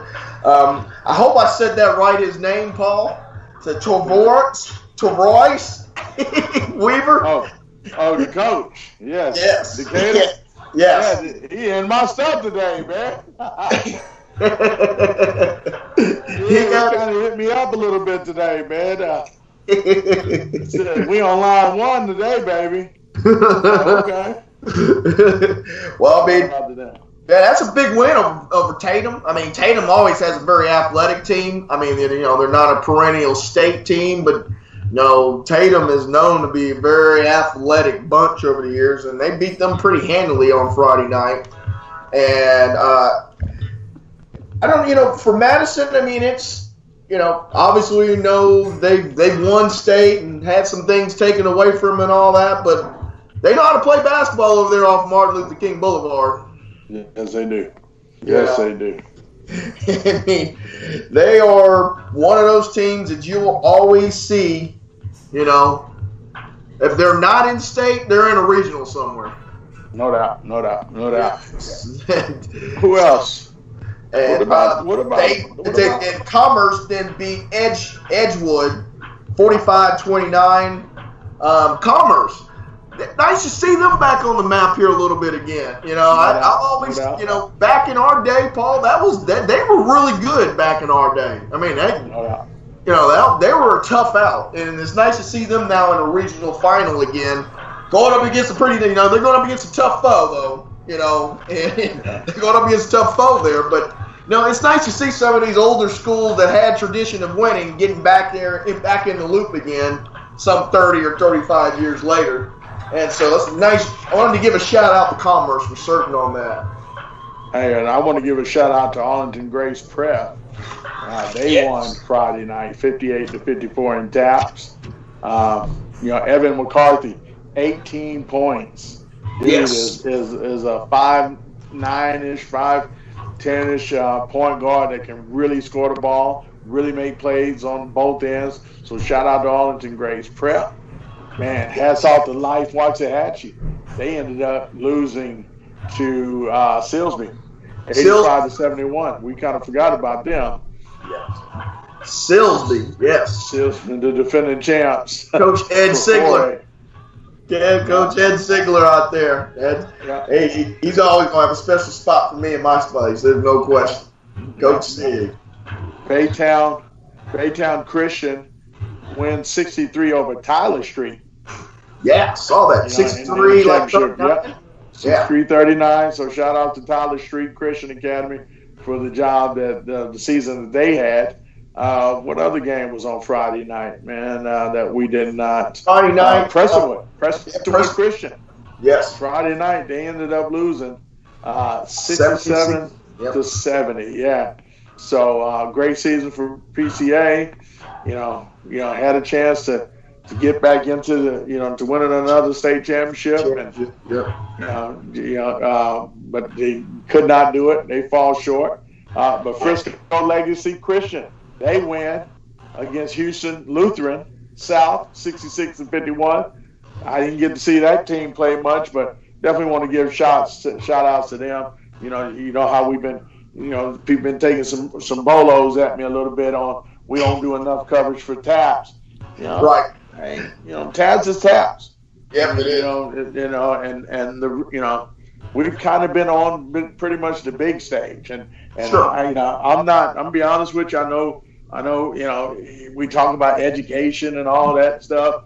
All we want. You know what I'm saying? But I like talking about the stage. I like when we're talking about these players. I like talking about the competition that these players are going against. You know what I'm saying? I'm not a big fan of the Christian leagues and all that. I mean, the church leagues is what I like to call them, and But don't get me wrong, there's some kids that can play in that. But when you're in those kind of, Houston's real big about that down there, and I'm just one of those guys that's not a big fan of those type of leagues right now for obvious reasons. I think the competition is much better. 6A, 5A, 4A. That's where the heat is at. So absolutely. That's why we talked about the run that St. Mark's had. St. Mark's. I thought should have really ran through what are they in? SPA? What is it? SPC, what they call it? They call it because they played very well, against it. They beat DeSoto. They played them 3 times. They won the last one. You know what I'm saying? So, big shout outs to St. Mark's, head coach for really making his non-district schedule tough, where he played against teams like that, participated in the holiday tournament and so forth. You'd love to see PCA do it, Tyler, Tyler Street, all those guys, Frisco Legacy Christian and all that. You want to see those teams play against these good teams so you can really find out what kind of talent they really have. You know what I'm saying? Especially when they got one of the big studs on their team anyway. No doubt. That's a true measuring stick to me, at least, anyway. Really, it was a kind of a double whammy for Prestonwood Christian on that Friday night, as the girls lose in the semifinals also to Bishop Lynch 70-67. So tough day to be a PCA line over there. I mean, geez, they're right down the street from me, members of the church, and but they'll be fine. They're perennially one of those teams that when you have to be reckoned with. The preseason publications, they'll be in the top 5 somewhere. And so, but Jordan Webster, the Trinity. I mean, Prestonwood Academy's got some really good juniors on their team. Jordan Webster and the other name is. We have to get out to PCA to do a girls' game next year. Yes. Girl, you just hit Jordan Webster. Shout out to the Websters, Justin, Jeff, and Mrs. Webster. Great family. Love them guys, man. They're great on the AAU circuit, both girls and boys. Mm-hmm. And they might need to get rid of R. Kelly, but I'm not gonna. Well, hey, Paul. But we're gonna change the subject on that. Well, go ahead. Why don't we move to Saturday? Yes, sir. Saturday was one of the most anticipated matchup that we've seen in the Metroplex in a long time to see who goes to state, and that was the Duncanville Panthers going up against Denton Geyer. And Paul, normally these games come up and they don't measure up to the billing or pre-advancement and all that, and it delivered. It delivered, and it had to give us an extra 4 minutes, of basketball on top of it. And this one again, we've kind of talked about it a little bit before. Whoever lost this game yesterday, it was going to be torn heart for us. Yes. We've covered a lot of the Duncanville games. Obviously, we covered Denton Geyer games, and you build those relationships with those kids because I think they trust us to say the right things, not put them in bad spots, make them say things they don't want to say. So I think that builds the part of that friendship bond that you have, and then they genuinely know we care about them. And so we knew yesterday, somebody's going to have that heart ripped out. And and one of our, closest kids, we've known over the years. He had his heart taken out yesterday, and that stuck with me yesterday. That stuck with me. A lot. That was probably the longest ride for me from the WG to my house. It just seemed like what was 15-minute, 15-minute drive ended up seeming like it took hours. You really. I'm happy for Duncanville. There's no doubt about that. Coach Peavy and Coach Woods, those are my guys. That whole staff over there, those are my guys. You know what I'm saying? But Devion Harmon is wow. You know what I'm saying? Dude is a baller. And you hate to see him and how that game ended. You know what I'm saying? In his hands. You know what I'm saying? And you think about the storylines coming into this, Kenny. Let's talk about the storylines coming into this. They have been hearing all the talk. They're soft. They can't win the big one. They can't win the big one when it comes to get the state. You know what I'm saying? And one of those big three is gonna hurt this team. Chances of winning. You hear all this mess, and for those three to really, really make the impact that they did in this game. You know what I'm saying? And to come up short, I would have never thought it. I'm going to be honest with you. I told you last night, when we talked about who we thought was going to win. And I told you yesterday, I said, I want to see, I told you Friday night, I want to see, how they play against Odessa. And I was concerned, for what I saw at Odessa. I said, man, Duncanville's going to beat them. You know what I'm saying? Yeah. But when we were in that first quarter, Jacoby Coles was killing like that. Who, I was saying, man, if Jacoby Coles doesn't come up with a big game in this, if he's doing all them fadeaway jump shots in this game, they're out of here. I don't want to talk about it. They're out. You know what I'm saying? This kid came out hitting threes, but he also was delivering in the paint. And that just shocked me. Then I flipped the script and said, now we got to worry about Jalen. Jalen Wilson, is he going to get the job done? He was over in the first quarter, but our guy, our point guard extraordinaire, 18 points in the first half. Yeah, Kenny, that was something special. But then I got to thinking, me and you were talking about it at the half. Man, Jalen's got 0. Yeah, but Devion has 18, and Coles is really killing right now. Right. Little did we know what was going on in the locker room in Duncanville. John Wick was in Duncanville's locker room with a mask on and say, Coach, I don't want Jalen anymore. I want Devion Harmon this half. Yep. John Wick is his nickname, man. Shout out to my man Charles Campbell for that nickname. This is where that came from. I'm going to tell you, Chuck came up with a goal. He's a headshot man, I'm telling you. This kid, when he puts that red dot on you, you're done. You finished. 18 points in the first half for Devion Harmon. Only 4. And those 4 came on transition buckets. Yes. Right? Yes. For Devion Harmon. He got frustrated. He got frustrated, ball. Jamias Ramsey is John Wick. And he puts that red dot on you. When he's got that headshot on you, you're done. You know what I'm saying? And I don't think Ramsey gets enough credit for that. You know what I'm saying? The defense. Everybody talks about the points he brings and the two-hand dunks that he gives. You know what I'm saying? For the games and all that. Man, his defense is unbelievable, man. And I'm telling you, when he puts the vice grips on you, I don't know, is the utility water guy that comes in and says, hey, man, you didn't pay your bill. I got to turn it off right now. He's that dude. He's that dude right there. I'm cutting your stuff off. Pay your bill, ma'am, and leave. You got that little key. You don't turn it, the little box. You can't open the key. I don't know if you had to do that before, Kenny. But we in the hood out here. I know what you're talking about. And we try to pick that thing. He's that dude that got that key that you can't pick the lock from, man. That is Jamias Ramsey, and I'm gonna tell you, man.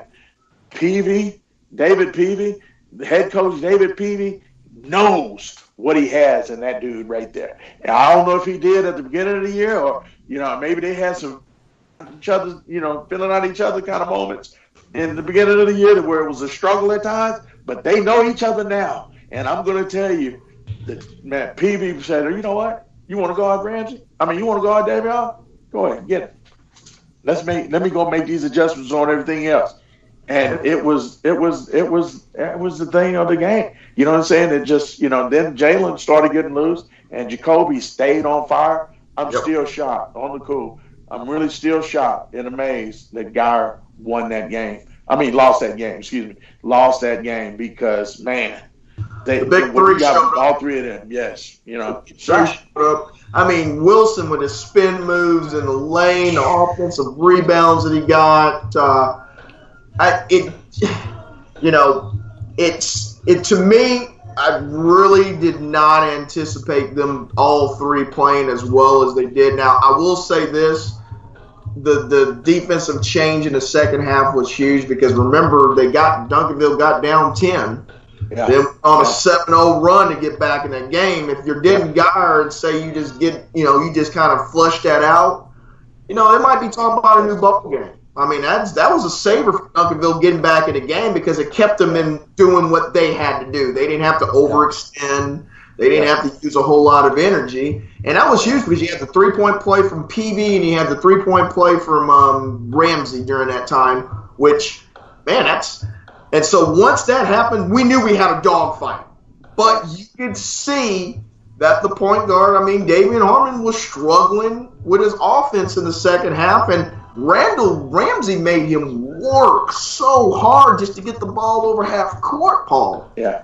That's to get out of him. And it frustrated him to a point where, Harmon took a horrible three-point shot with the lead late in the game that missed everything but the floor. And I think that was pressing on Harmon throughout that second half. Let's stay in the fourth quarter. Yeah. And so you get to that point where I thought Damon Nicholas gave Duncanville, a huge. And Robert Banks. And Banks was big on the glass. Jay Bryant, he only had 2 points, but he never comes out of the game. He doesn't turn the ball over a ton, but he had one big turnover at the end. He had one at the end. That was his. Yes, it was. That's right, it was. That was Jalen. And look at it. And speaking of Jalen Wilson, again, late in the game when his team needs a steal, he almost did it again. Yep. The Houdini act. And that's what I want to talk about on Jalen. Jalen, you talk about the 0 points that he had in the first half. Man, I don't know how many dimes he dropped in that first half. You know what I'm saying? And that's something that nobody really paid attention to. He drew the assignment of having John Wick being guarding him. You know what I'm saying? And he had to turn around and guard him. I thought he did a great job on Ramsey as well defensively. It definitely took its toll on him. It kind of wore him down a little bit, probably. And that's the reason, I think that's the reason why he fouled out. He fouls out. I thought that was huge because it did take another option out for Denton Geyer. And then with Harmon struggling, you really only had Jacoby to go to at that point in time with McGee being out. Yeah. Stowers wasn't involved offensively. Bradshaw had 6 the day before, but he had, he was a non-impact yesterday. So, we didn't come to see them anyway. We came to see the top three do this thing. It just limited what they could do. It really was. It was going to be Jacoby who would have to win it for them at that point in time. And he did everything he could, man. And he came up short on the post. The turnaround. He came up short, but you had the missed free throw by Ramsey that kept it a 2-point game, and so Denton Geyer was able to. Hold on, build it up, because right when he missed, Denton Geyer went down there, and that's when Denton Geyer took the ill-advised 3-point shot by Davion. That's right. Nothing but air. Nothing. So then Duncanville comes down. They come down and JB Hill turns it over. Turns it over. That's right. And so now here we go. There's life in Dengar again. And Dengar gets the ball up court. They call timeout. They throw it in at half court. Almost didn't get it in time to Devion, who was heavily defended by John Wick. Wick was all in him. I mean, he knew what he had for breakfast and lunch that day. You know what I'm saying? He could tell you every ingredient that was in Devion Harmon's body. I've never seen anybody D up Davion Harmon like that before. Never. I never either. John Wick was all in that tail, man, and almost drew a 5-second call in the ref. Matter of fact, it looked like Devion was going to lose the ball. And the ref gave him the call, and that put Devion on the line with 2 seconds left. And had not been a foul, I don't think Devion would have got the shot off, Kenny. No. And it was a very questionable call. It was a questionable call anyway. Personally, from my vantage point, I didn't see the foul. I thought he got the respect. I think it was a respect call for Damien at that point in time. But maybe the referees didn't want to see that game end just as bad as we did. And thousands that was in that building that night. I had no problem going to double overtime and would have went to double overtime. But here it is at the free throw line. Everything is on the line. What could he have been thinking about? Do you think he was thinking about, hey man, I gotta make these free throws. We gotta get to state. You think that played a part? I mean, can you imagine what's running through that kid's mind at that free throw line? Paul, rewinded 365 days earlier. No kid took the Allen loss harder than Davion Harmon did last year. Yeah. He was pointing towards that March 11th of last year. What did he say? The 16th, I believe he said. March 16th when he finally was able to try to be somewhat normal. So for 51 weeks, that guy was trying to avenge that loss to that point, and he knows I've got to hit both of these for us to go to overtime. And it's such a sad state to see him. He ended up missing those free throws. And now what's the storyline? You know what I'm saying? It's not that Dengar lost.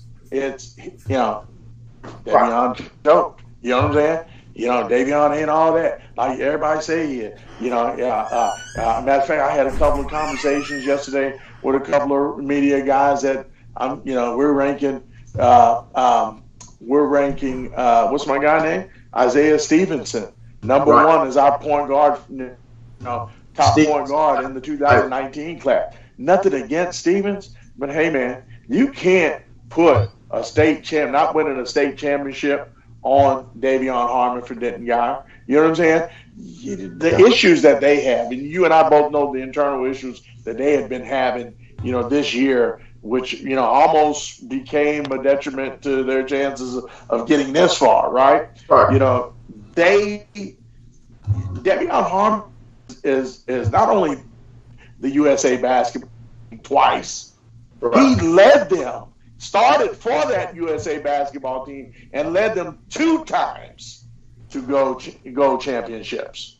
Yeah. There's no comparison. Don't get me wrong, it's hard winning state. You know what I'm saying? A state championship. But it's even harder winning a gold medal because the European game is advanced as all can get in the fundamentals. You understand what I'm saying? And so there's a lot of pressure on that point guard. That's for sure. Yeah. A lot of pressure on that point guard. And you feel bad, man, because he's a great kid, man. Great kid. He's always been accessible to us. He's never snubbed his nose at us. I can tell you some guys that have done that. You know what I'm saying? But respectful kid. You know what I'm saying? Mama and daddy, were true as parents as you can get, man. And you just really, really, really feel bad for that whole family right now. They're dealing with. That's almost like someone died in their family, seeing their boy out there. I remember that feeling when they lost to North Shore in 2014, I think it was. And Jules taking those last 2 shots and coming up short, man, and just you can't say anything to make him feel better. Yeah, it just it's a gut helpless. It's a gut wrenching feeling, man.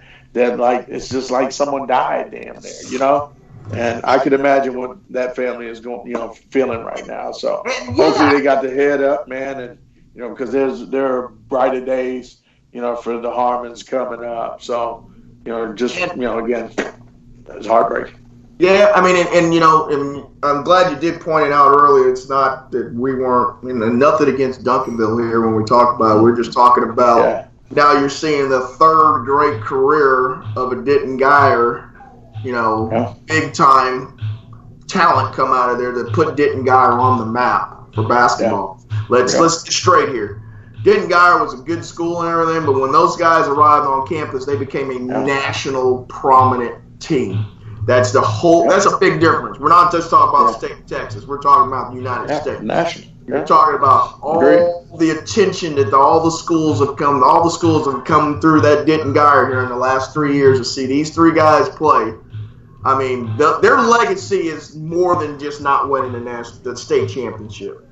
I mean, they brought them to now Denton Geyer. When you talk national teams now, you better put Denton Geyer somewhere in it.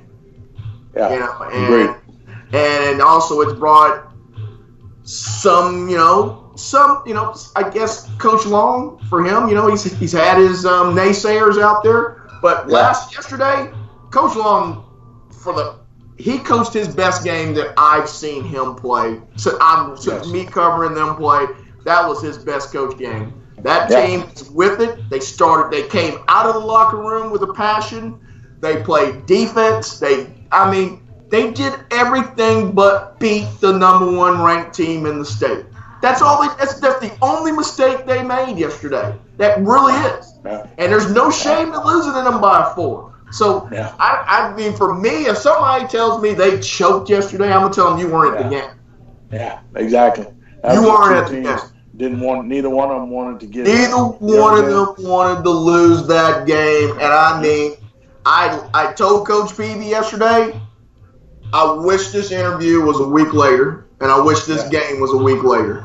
Yeah. Because that's what we needed to see in San Antonio was Denton Geyer and Duncanville play. Yeah, no doubt. I agree on that. That should be, or definitely should have been in the championship game, man. That was great.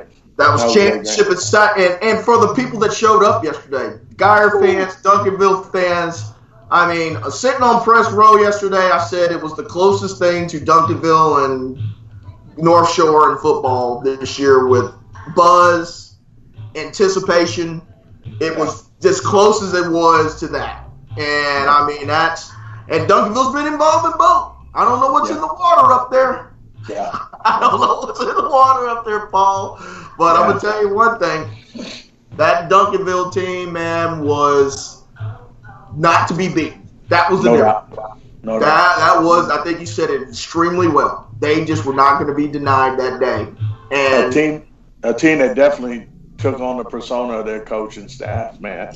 I'm going to say that. I mean, David Peavy, I mean, you saw him in the interview. Hell, he looked like he ready to fight me. You know what I'm saying? Hey, Coach Peavy was cool. Something, dude. Hey, we did 4 interviews with Coach Peavy in 2 weeks, 3 weeks, and every time he wasn't excited about the win. And even yesterday was more of a businessman approach, but he finally said, for the city of Duncanville, we've gotten out of a regional. We've gotten there. You can feel the sense of air coming out the lungs a little. Hold on, brother. Hold on. Hold on. No, he got to win the state championship. Well, yeah, I know. But I was saying, this is the first time that he let a little air out. Because City of champions. No, not regional champions. Yeah. City of state championship. The girls have 10 championships. Marinate on that. And the pressure is still there, dude. Oh, it's still there. And I think that he did kind of let the pressure cook out of left. He wasn't going to let him cut the nets, but he decided to do it. What I was thinking, my point was, you see him evolving through this process a little bit. Each win he knew he had to get back to state, so he had that business face on. with him having a week to prepare for the next game, I think he let his guard down a little and said, let's enjoy this a little bit. We're back to business, but let us enjoy a little bit of this getting out of a dogfight region. The air came out a little. And he earned it. He did. Flat out earned it. Props. And here goes the story now. You just talked about Duncanville versus North Shore in football. Now you have Duncanville versus North Shore in basketball Friday night, 7 o'clock at San Antonio. San Antonio, Michael Peavy and David Peavy are coming home. Yes. Hope you are ready to see this team perform. I hope you guys are going to have the crowd there for the Peavies, man, because, man, this is going to be huge to see a father and son have the opportunity to celebrate winning a state championship, man. That's gonna be epic if that is to happen. Anything like the championship game in football, as in people traveling. Yeah. Duncanville's gonna travel. I know North Shore's gonna travel. North Shore's gonna travel. I mean, we lost to North Shore. They had a lot of people there from North Shore, man. When we lost to them, man, I was like, damn. You better be ready Friday night, Paul. That will seem like a Saturday night game at State on Friday night. That arena was packed. There's no question. And you're going to see a dogfight. You'll see a dogfight. And I know the Duncanville basketball players are not going to say, well, we got to get – they're not thinking about what happened on the football side. That team is locked in on the next game. And that's surprising to get those young individuals with bearing the number one rank on your chest, as long as they have, to keep it focused to, all right, we won. Now who's next? And that's hard to do. And that goes to the coaching staff. It goes straight to the coaching staff to do that, because you got two bona fide studs on that team, and there's no individuality when it comes to those guys there. No doubt. They take the extra pass. I mean, there is no hogging of the ball. That was the other thing. I just didn't see a whole lot of bad shots from Duncanville in the last 3 games. And that's, man, we see enough basketball with no bad shots. We see bad shots an awful lot. Yeah. And by the other guys too, the guys that ain't supposed to take no shots. I didn't see the South Garland game, but I heard some guys were taking some shots that had no business taking shots, that continuously do that. We'll get to that later, but you look at Justin Northwest the last couple of years. A couple of guys took some bad shots that should not have taken shots. I mean, you're gonna have that, and Duncanville seems to not have that from their guys. If one guy not named Ramsey or Micah Peavy is not taking shots, I mean, if they're taking shots not named them, right? Those two guys, they're wide open jump shots that those guys created for them. You understand what I'm saying? Yes. And most good teams that have like 1 or 2 studs, they got the 4th or 5th or 6th or 7th player on the team taking bad shots at the wrong time. At the wrong time. You don't see that with Duncanville. What did we say? Coaching there. What did we say at the end of the end of the game and the end of the overtime? Who somebody by the name of Ramsey or Peavy needs to be taking these shots, and who took those shots? And it was either one of them. It was both of them. That whole and think about the interview with Ramsey. Ramsey said it off the top with those guys. Hey man, definitely me and Micah did our thing, but I want to thank the role players, for doing their job. You know what I'm saying? And he playing out, those guys apparently talk about this. You know what I'm saying? Because for him to really make sure that his teammates knew how thankful he was of their performance, you know what I'm saying? Of not doing something that they're not supposed to do was huge, man. Spoke epic volumes right there. That's the assistant coach on the floor. It's the assistant coach on the floor that, you know what? Peavy's got 2 arms. He's got 3. Yeah. Because when that ball gets tipped up, he's got another one on the floor, and it just no doubt about that. No doubt about that. Just we can go on and on about Duncanville, and they're right, man. We got to get to. We got to get to. It's a great classic. It was a great game, and for Coach Peavy and Coach Long, you got your teams ready to play, and you put on a show that the state of Texas needed, and it delivered. No doubt. And if you weren't at that game, Lord, please tell me you was either at South Garland's game or Timberview's game or Lone Star's game, you know what I'm saying, or Wilma Hutchins and Faith Family's game. Please tell me you were there, because if you are a DFW basketball fan and you weren't at either one of these games, shame on you. Don't call yourself no DFW fan, man. What's the next game, Brent? What's the next game? We're going back over here. We're going back to the Region 1 over here, Mansfield Timberview. Okay. They go down to Snyder. They win that district. They win 76-65. I mean, beat just goes on. I mean, Rodriguez and White, 18 points apiece. C.J. Smith and Marquise Childers, they go 14 and 13 respectively. And Coach Gregory, if you might not say he's the best coach, but you better. He's not far. Not far. Let me tell you, I talked with way home about their victory, and he just said, "Man, it's a beautiful thing when everybody's just playing together." We were just talking about that for Duncanville. You know what I'm saying? Guys just doing what it takes to make plays without being overly selfish. You know what I'm saying? They had a balanced scoring attack. Look at that. What'd you say? 18 box scores. Unreal. Look at this box score. Suarez, 18. Yeah. Trezarian White, 18. C.J. Smith, 14. Marquise Childs, 13. Dwayne Russell, 7. Tristan Stark, 3. Tristan Stark had 10 the other day. You know what I'm saying? Stacy Sneed, 2 points. Hey, man, that's what good teams do. You know what I'm saying? Teams that are really about winning state championships. They have games like this when it matters. And listening to Coach Gregory and Coach Workman talk about, how they won this game against Justin Northwest, man, it's just, man, it's unbelievable, man, because you're really seeing a team like Timberview evolve into something special right now. Again, their best player starting the season transferred on them. Yeah. You know what I'm saying? Yeah. And voila, we don't care. We right here. We here. He moves on, doesn't it?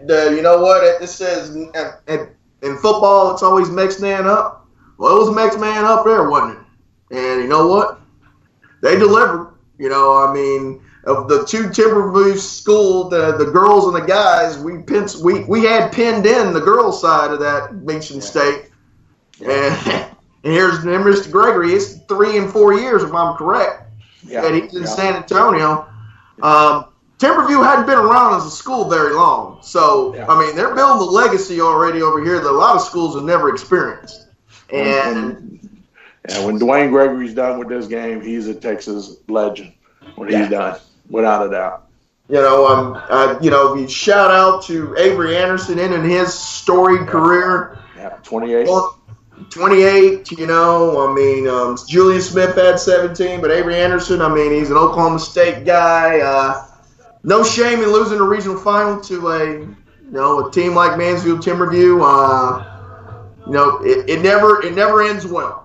All the same sentiments we said about the Denton Geyer kids. Justin Northwest has been the same way with us, accessible, always letting us be able to talk with their kids. The kids have always been very respectful in their interviews and how they handle things. And, Coach Edwards has no reason to have his head down. He should feel proud about how those players represented themselves on and off the court. It's just – I might be jinxing Coach Dwayne Gregory and the Mansfield Timberview group, but I'm going to give you a tidbit that we haven't really realized when you talk about Avery Anderson's career. All right, his freshman year he lost to the eventual state champion, DeSoto. His sophomore year they lost in the state championship. His junior year, they lost in the state championship. I don't forget who they lost to the last 2 years, but they lost in the state championship. Now they lost in a regional final to what I think might end up being the state championship team. You know, the winner. You know what I'm saying? So if that is to happen, how many kids can ever say that their career they lost in the state playoffs to the eventual state championship team? All 4 years. All 4 years. Unreal. And you know what? The game's not fair though, is it? No, sir. No, sir. Think about that. He's just going to be probably one of the only players ever. Well, think about it. Lose. It's going to be hard to top. It's going to be hard to top how many career victories he's got over at Justin Northwest. To have a 4-year starter in this day and age, it's hard. And to have a 4-year starter at the same school is hard. And this guy probably averaging about 28 victories a year. Yeah. So, he's got well over 100 W's on his career mark. Yeah. Not many people got that. They lost to Port Arthur Memorial last year. That's who they lost to. And they won. And Port Arthur won it. Yeah. Yep. And the state championship. That was freaking crazy. And I mean crazy. Yeah, you feel bad for that. We always feel bad for when the local kids get beat out, good teams that have had, a lot of success here late. Again, Mansfield Timberview, though, it's a machine. And one consistent is over there is the man in charge over there. And you gotta tip your cap to him because he probably did his best coaching job this year, considering what he lost at the beginning of the year and where he's at now. It's just unbelievable. Then we got to go out to the other region. It was unreal. Sulphur Springs wins 58-51 over Lone Star. Paul? Lone Star, did they use all their juice beating Lancaster the night before? Sound like it. They had to come back just to get it to within 7. Also a new territory for them. They've never been this far as a basketball program. Regional final. There's some pressure that goes with that. It's you hate to see it again, a local team get beat like that, but Sulphur Springs is back on. They're back. Sulphur Springs has been a nice program for a number of years. They're in a forgotten area of the state of Texas, I think. Not many people talk about that area over there. But, hey, they came to play. And they came in Frisco's backyard to win that game. They sure did. Didn't have no problem with that. And that's what about the coaching staff with Sulphur Springs. I can't think of my guy's name, but great dude. I've talked with him a couple of times at some of the earlier tournaments in the season, man, and they were just really high about their chances of representing their region, and he felt it back in December. God, I can't think of this coach's name right now. That's going to haunt me because. Let's see if I can find that. I don't have it. I was really, really, really feeling good about that team. Yeah. Well, you still had a nice box score from Julian Larry. He had 24, Mims 17. Lewis only had 6. Malik Williams 3. That hurt. Coach Richard Cipro-Letra. Okay, yeah, Cipro-Letra. I call Coach Rich. So, and Sulphur Springs, they're big fella court. He's in foul trouble, for that game, and still were able to rise to the occasion. You had Hall with 21, Kahn with 15, Willis with 13, Court 9. You see how that's probably the reason you won the game. You had more of a balanced sheet there. Well, I'm gonna tell you, Xavier Court, man, 6'9", senior, man. When healthy, is truly an athletic center in high school ball, man. Texas basketball that can really make things happen on both ends of the floor. And trust me, I know what it feels like to have a big man in the middle like that can really defend that rim, protect that rim. And yes, sir. And this guy, I won't say he's like Marquise. He's a couple of notches away from down from there. But this is extremely bouncy for 6'9". I'm going to tell you, he covers a lot of air. Yeah, he covers a lot of air, and so you just got to be aware of You'll get to see him. Presence. Yeah, you'll see him. Guy that I was telling you about early day, Sadadrian. Now I see his name, I can say it. Sadadrian Hall, Day. Hey man, 6'5" guard that can make happen. He's just a junior, by the way, and I'm telling you guys, this kid play, really play. So when we see him down there, I'm telling you, you're gonna like this kid, man. Those two guys right there are the guys that really make things happen for that team, man. They got good size, man.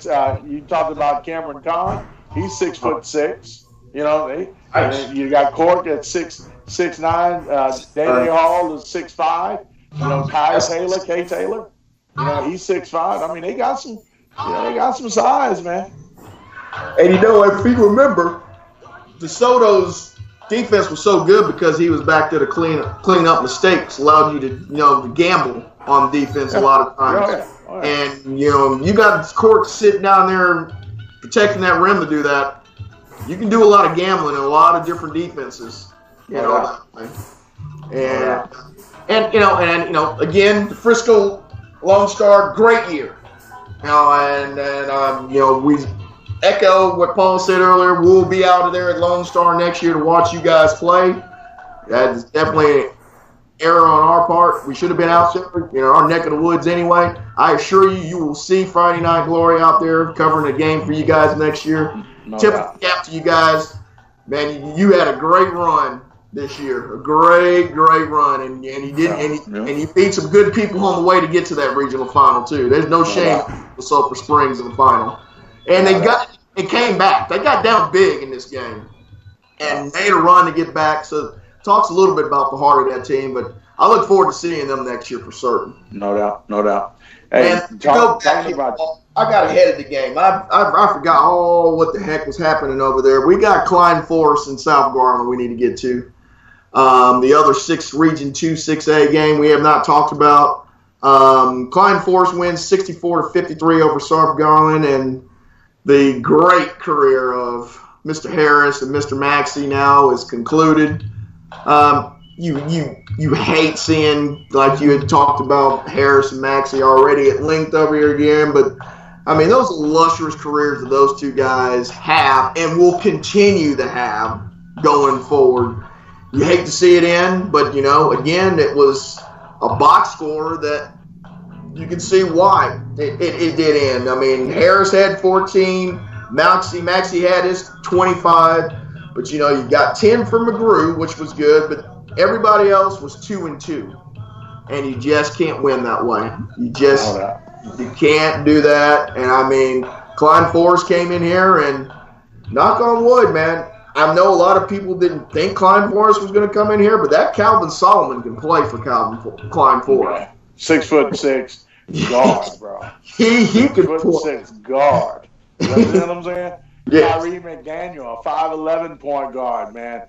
I've seen both of those kids play over the summer, and I'm telling you, man, those kids really get after you, man. And don't get me wrong, I'm still shocked, because I don't know if I'm shocked because I didn't want to see South Garland lose. You know what I'm saying?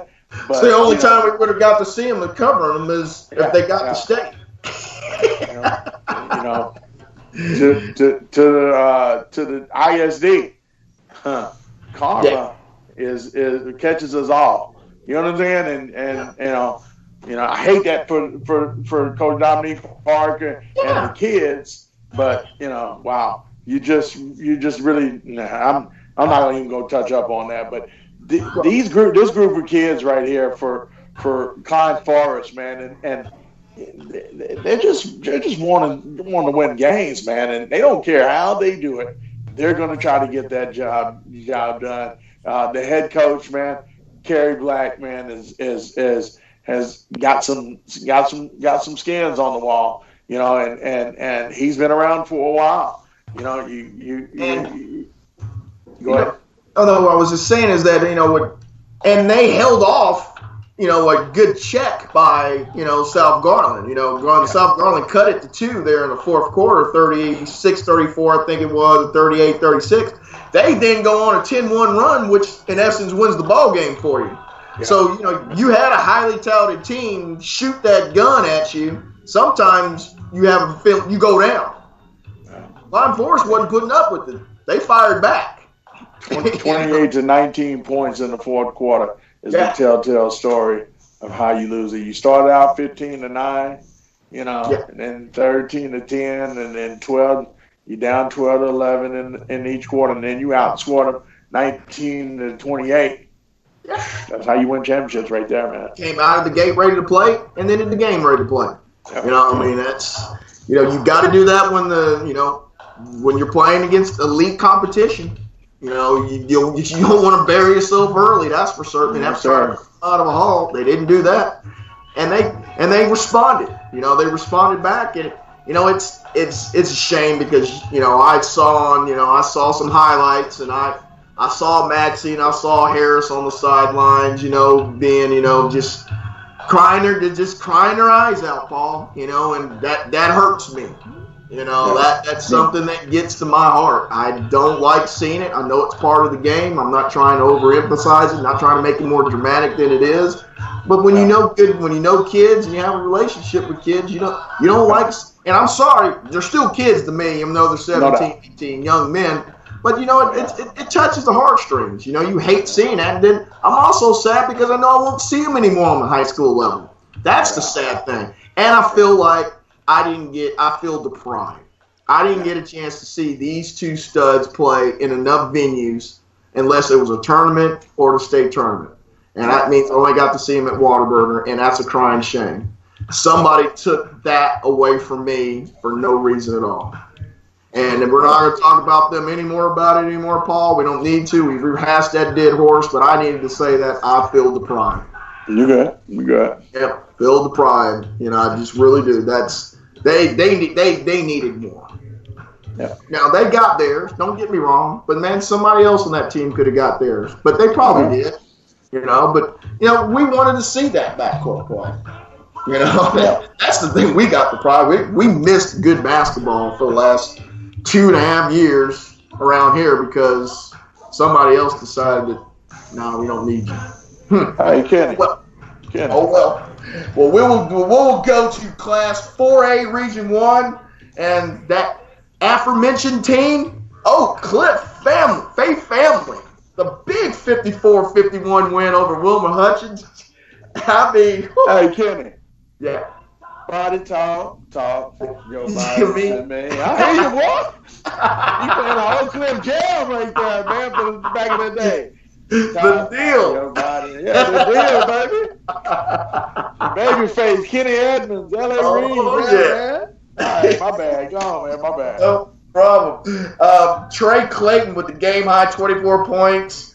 I mean, what can you say about him? Keith Barnes had 14 points. Jordan Walsh, I mean, it's a gut check game. 54-51 tells you that there was a lot of defense played. Kids getting after each other. Obviously, we didn't get to see that game, but wow. If you would have told me this time last year that Paul Miranda would be sitting in San Antonio and be watching Oak Cliff Faith play Thursday, I would have laughed at you. Yeah, I would have laughed too. I would have laughed right with you. Especially knowing that they had to beat a Wilmer Hutchins, or somebody else to get there. I just would have laughed at you. But you know what? They got the last laugh, Paul. No doubt. It says a lot. It says a lot about when teams peak and evolve at the right time, man. I mean, I saw them in early January against Kimball, and they beat Kimball in Kimball, and Kimball was struggling at this time. You know what I'm saying? I mean, they were really Kimball was going through some things. Actually, wait a minute. I don't know if they won or if they lost that game. Now I think about it. I think Kimball might have. No, they lost. Faith Family won that game. But I'm gonna tell you, man, that team is scrappy. I mean, we can talk about Jordan Walsh, and they got another freshman, Trey.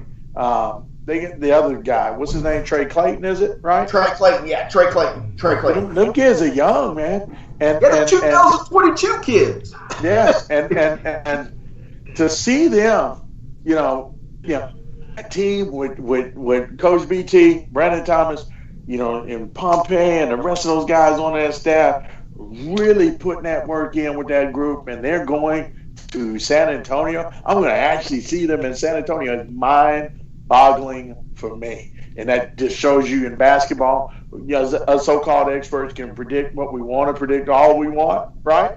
Right.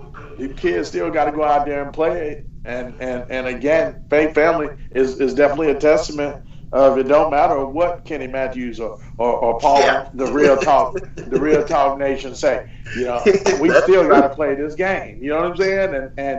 And there it is right there, man. Shout outs to Faith Family, 54-51. I'm telling you, I damn sure didn't think they was beating Wilma Hutchins. I'm telling you that right now.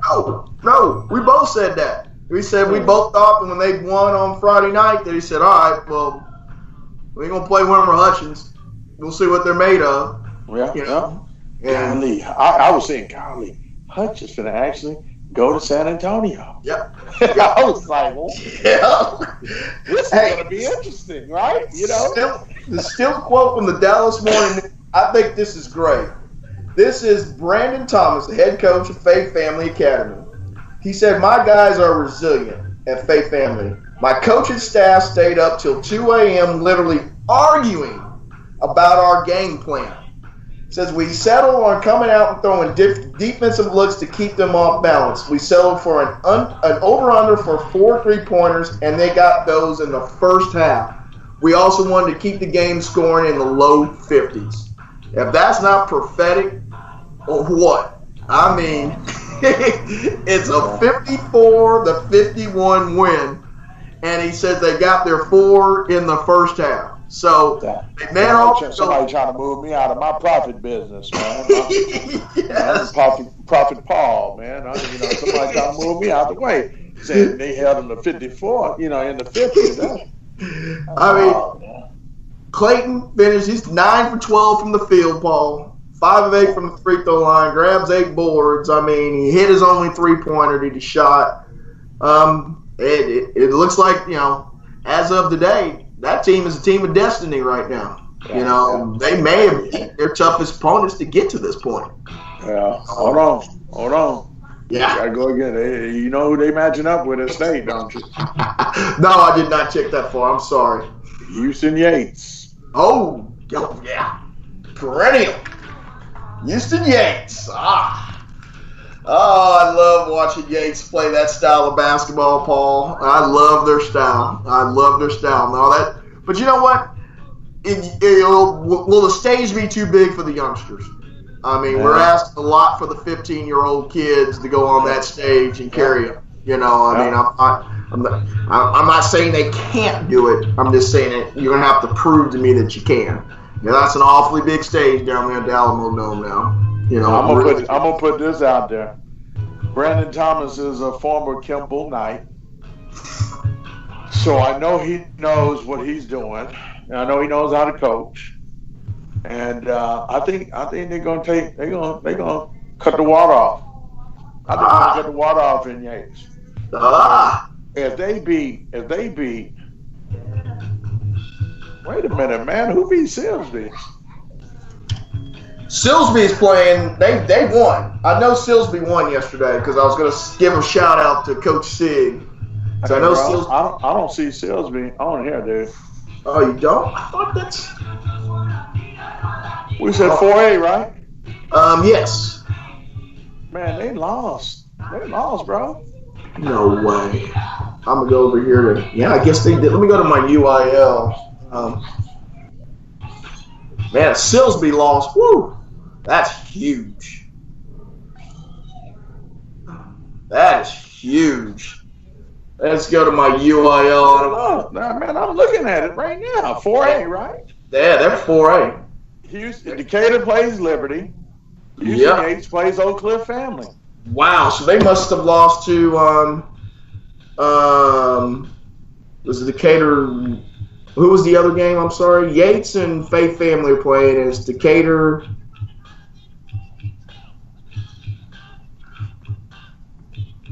Let me see.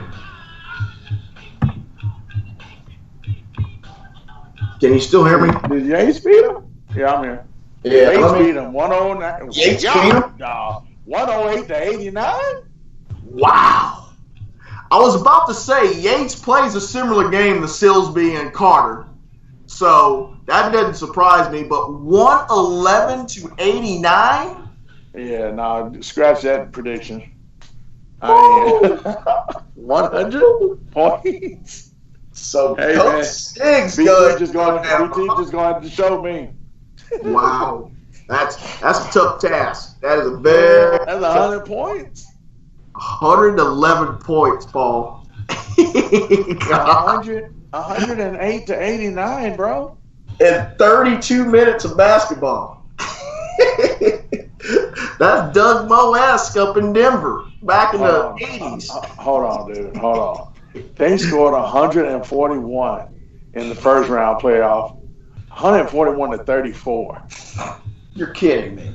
In the first round, they beat West Columbia 141 to 34. Good grief. The third round, they beat Houston, Washington 112 to 74. Dude, I'm looking at their scores of their season. 1, 2, 3, 4, 5, 6, 7, 8, 9, 10, 11, 12, 13, 14, 15, 16, 17. 17 games over 100 points. Wow. That is unreal. It's unreal.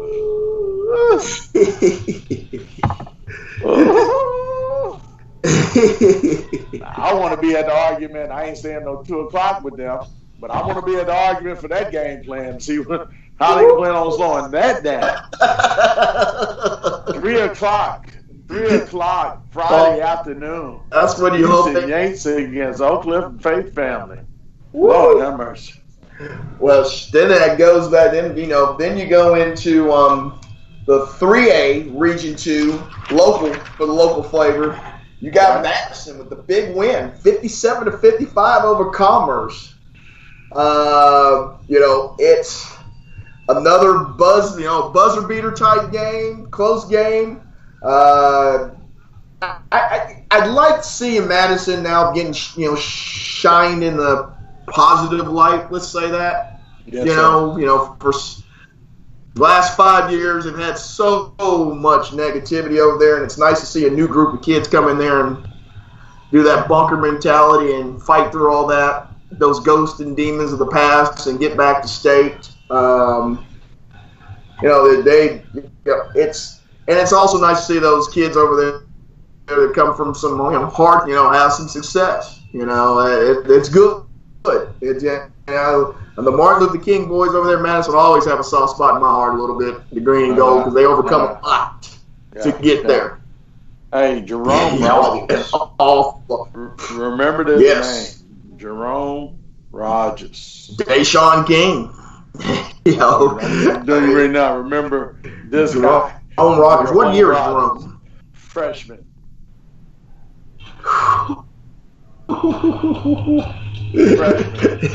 He had 11. I mean, you look at that sheet, Paul. Deshaun King's 13. What's the top player for Bishop Lynch? Girls. She's a junior. Point guard. The Rogers. I think her last name is Rogers, because that's her little brother. Oh, okay. I didn't know that. Yes, I did not know that. Yeah. How do you say India Rogers? India. Yeah. India Rogers. Yeah. Yes. Yeah, she only had 40 yesterday. as they won their championship USC signing. No biggie, but go ahead. Yeah. I'm trying to look at their. Hold on, I'm looking at the UIL roster, and he's not on here for some reason. Wow. Trying to figure that one out. Jody Leggins is on there. Where is he at? I see a Jerome Leggins Henry. Terorius Weaver had 8. Darius Kinney had 6. Dominique Rogers had 8. Sean King had 13. Jerome Rogers had 11. We talked about balanced sheet. That's pretty balanced right there. That's 8 guys scoring between 6 and 14 points. Yeah. That's huge. Yeah. That is shout out to Coach Damian Mobley, man. Great job again, returning back to Madison and Ivy Dam right back into the Final Four. Really? 2 years ago they were here? Was it 2 years ago? Yeah. No, he was an assistant last year. Yeah, he's assistant last year. He's the head coach now. He's the head coach now. Gotcha. That's bounce back. Like I said, it's nice Madison to get back over there. I know those kids are going to enjoy that trip down to San Antonio, and they've been there.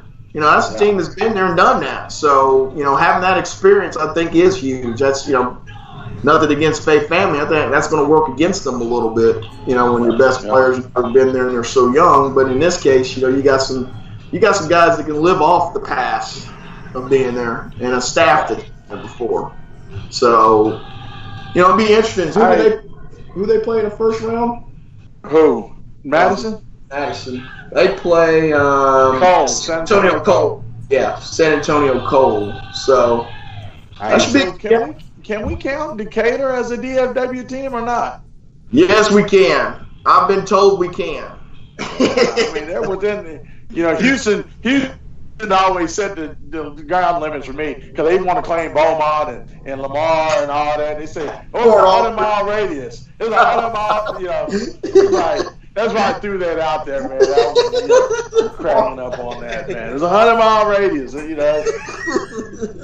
Oh, they're going to have Crockett and Paris in there, too, somehow. Yeah. Well. Okay. And Maynard should be a part of us, too. How about that? Shout out to Decatur, dude. Decatur wins, to get to go to state, man. So definitely want to, say, man, I'm definitely looking forward to seeing them play, and talking with their coaches, staff, and so forth, man. So really looking forward to watching them play.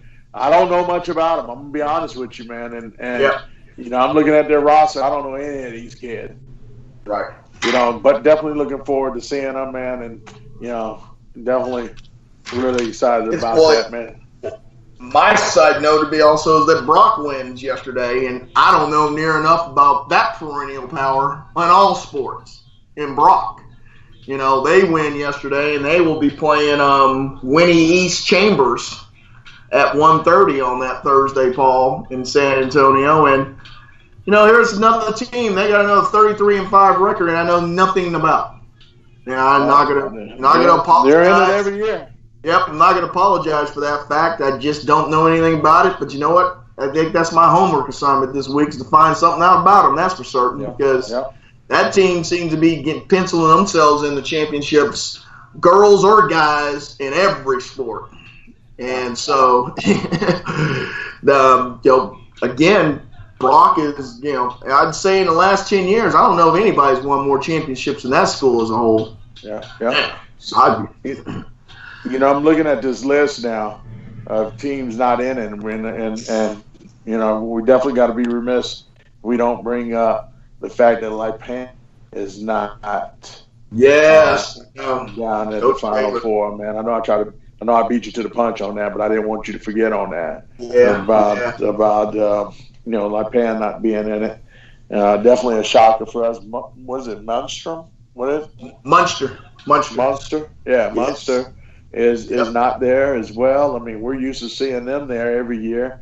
I don't know who they fell to, but they ended up losing.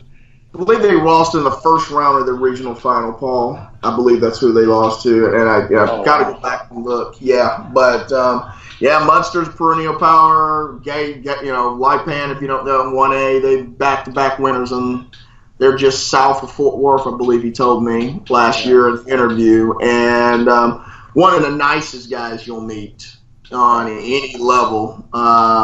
We were kind of hoping that they would have a shot at the three-peat, but no, I have a feeling they'll reload. They've lost a lot of talented players for 1A level the last 2 years, and he was able to, latch it up and go back and get back to the finals. He came up a game short to getting back to San Antonio this time around, but want to give major props to a team that they have represented the Metroplex extremely well here the last 2-3 years. Let's say, no doubt. So, but yep. Then I don't want to be remiss. I know it's it's the girls' side of stuff, but we do need to talk about a little bit about DeSoto. The DeSoto women falling up short to Converse Jordan Judson. What can you say? I mean, it's a tough game. I mean, it is a real tough game. I mean, DeSoto, they have no reason to have their head down, but Paul, I know it doesn't make you feel any better when people tell you that the day after. Man, I tell you, dude, I watched that game, and I don't know if you looked at it, but man. Yes. For those girls to play so strong through that game, and then one of the young ladies, man, I don't remember her name. I'm not going to even say her name, but she took some bad shots. And I mean, throughout the whole game, man, jump shot wasn't falling the whole game. Matter of fact, I think I've seen her take like at least 3 before that last shot in the end. And I mean, just too strong off the glass from almost the free throw line, Not even in the flow of the offense, Paul. Yeah. And then had another one before that shot. She had a layup that she missed with the left hand that was awful. Just one person not staying within the team, man. We just were talking about that on the boys' side. Where you got one player, and I think this young lady was a junior, making a play that you would think a freshman was going to make. You know what I'm saying? And DeSoto is loaded with freshmen, with size. You know what I'm saying? And to have one of their guards, their elder statesmen, if you will, guards, just take some bad shots, like that, and just really hurt their chance at winning their first. I think it would have been their first title in girls, the girls hoops. It's just devastating. Shout out to Coach Robinson though for the effort and would have loved to have seen a better story, man. But I got to give shout outs to Converse Judson, man. Yes. My girl Karina. God dog it, Karina. Oh gosh, I know you got me. Carter. Karina Carter. Hey. She's going to Mexico. Yeah, you're New Mexico. Your boy is pretty good apparently when he's got his eye on these kids. I covered a tournament in Austin, the Battle of San Puebla, I think it was. This girl was killer, man. She plays for AD Elite.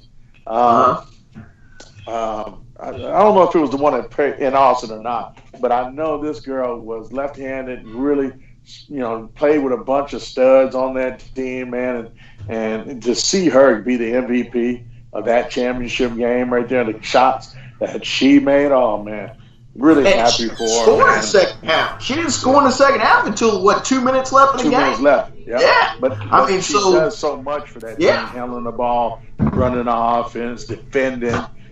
She's really springy. I don't want to say cocky, but she got that swag. She got swag. Persuasion for real, man. So, and definitely good to see her.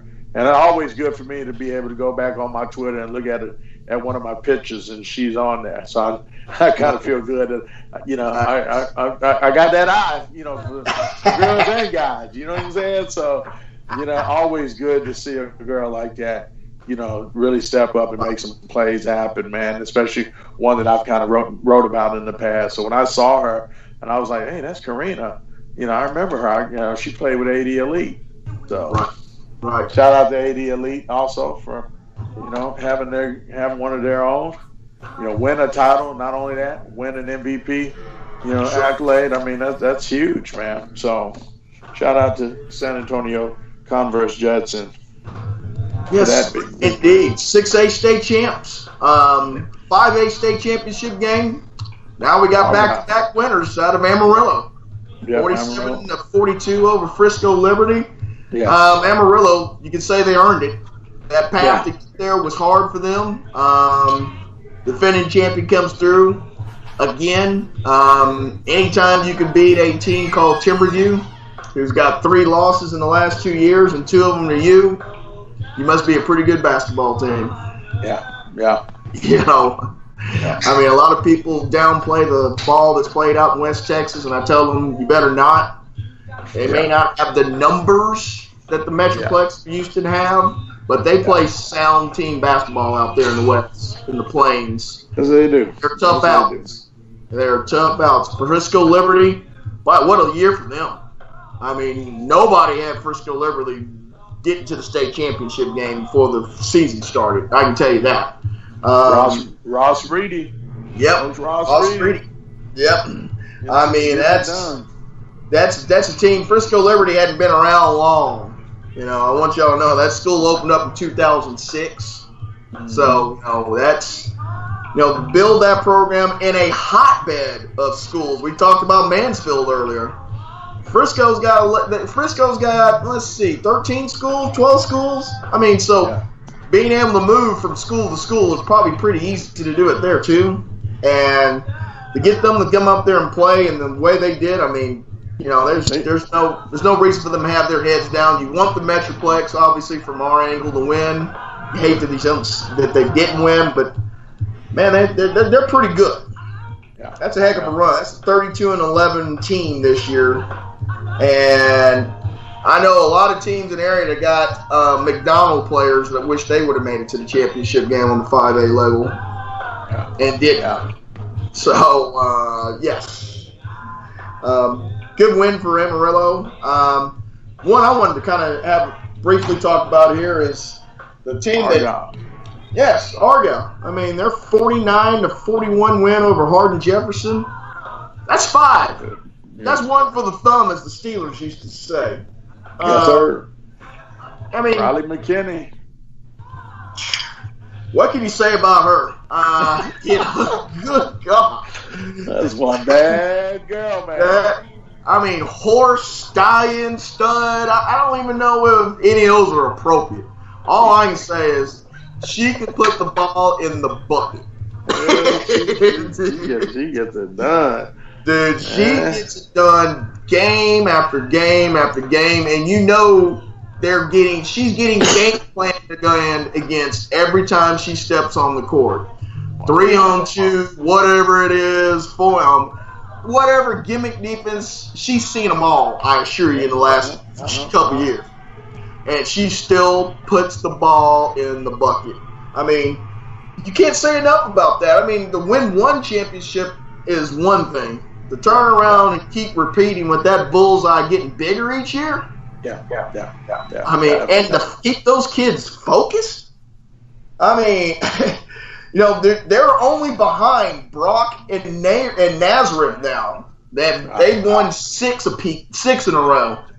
I mean, that's unreal. Argyle hadn't been around long enough to be winning 5 state championships.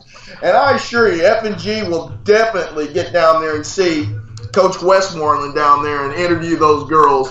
Argyle's always been FNG friendly anyway, but we need to get down there and talk about it and see what are you doing down there. Did you keep every first March on that Sunday you coming back with a trophy? What's in the water down there? Good gosh. I mean, we know how good Riley McKinney is. We know that. You know, that's bona fide. But role players knowing their roles is huge. You just alluded to that with DeSoto. You know, when the shot's on, the game's on the line, we know who's taking that shot for Argyle. And every time, you know. So, again, Coach Westmoreland, I mean, goodness. You know, there's a lot of legendary high school coaches in the state of Texas in the last 100 years that have not won a championship. Yeah. And they're still legends. You have 5. You will always be a legend. It doesn't matter about that. Because they can't take those about that away from you, dude. So congratulations to them. That is just unreal. 3A on the 3A side, MP Chapel Hill wins 55-46 over Woodville. I don't know anything about either team there, Paul, but I wanted to at least give them a mention. On the 2A side, we have Martins Mill. That was 35-0 versus 38-1. And yeah. And don't know anything about either one of them, Paul. I have to be frank. I don't know anything about either one of them, but man, that's you hate for your only loss to be the championship game. I can tell you that. Yeah. You know that doesn't sit well. You said 2A. 2A's got Martins Mill. They won 37-0. Yep. 37-0. 60-56 over Grapeland. Caps off an undefeated season. You can't get any better if you win every game that's on the schedule. No doubt. You can't do that. You're doing something right. There's no question about that. And speaking of the aforementioned Nazareth, they win in 1A, 54-33 over Dodge City. Nazareth, man, I remember when I just started kind of playing ball in the mid-'70s, late 70s, Nazareth was always one of those, they had that different name, but I knew they played good basketball. And, kind of went away for a while, but they're back.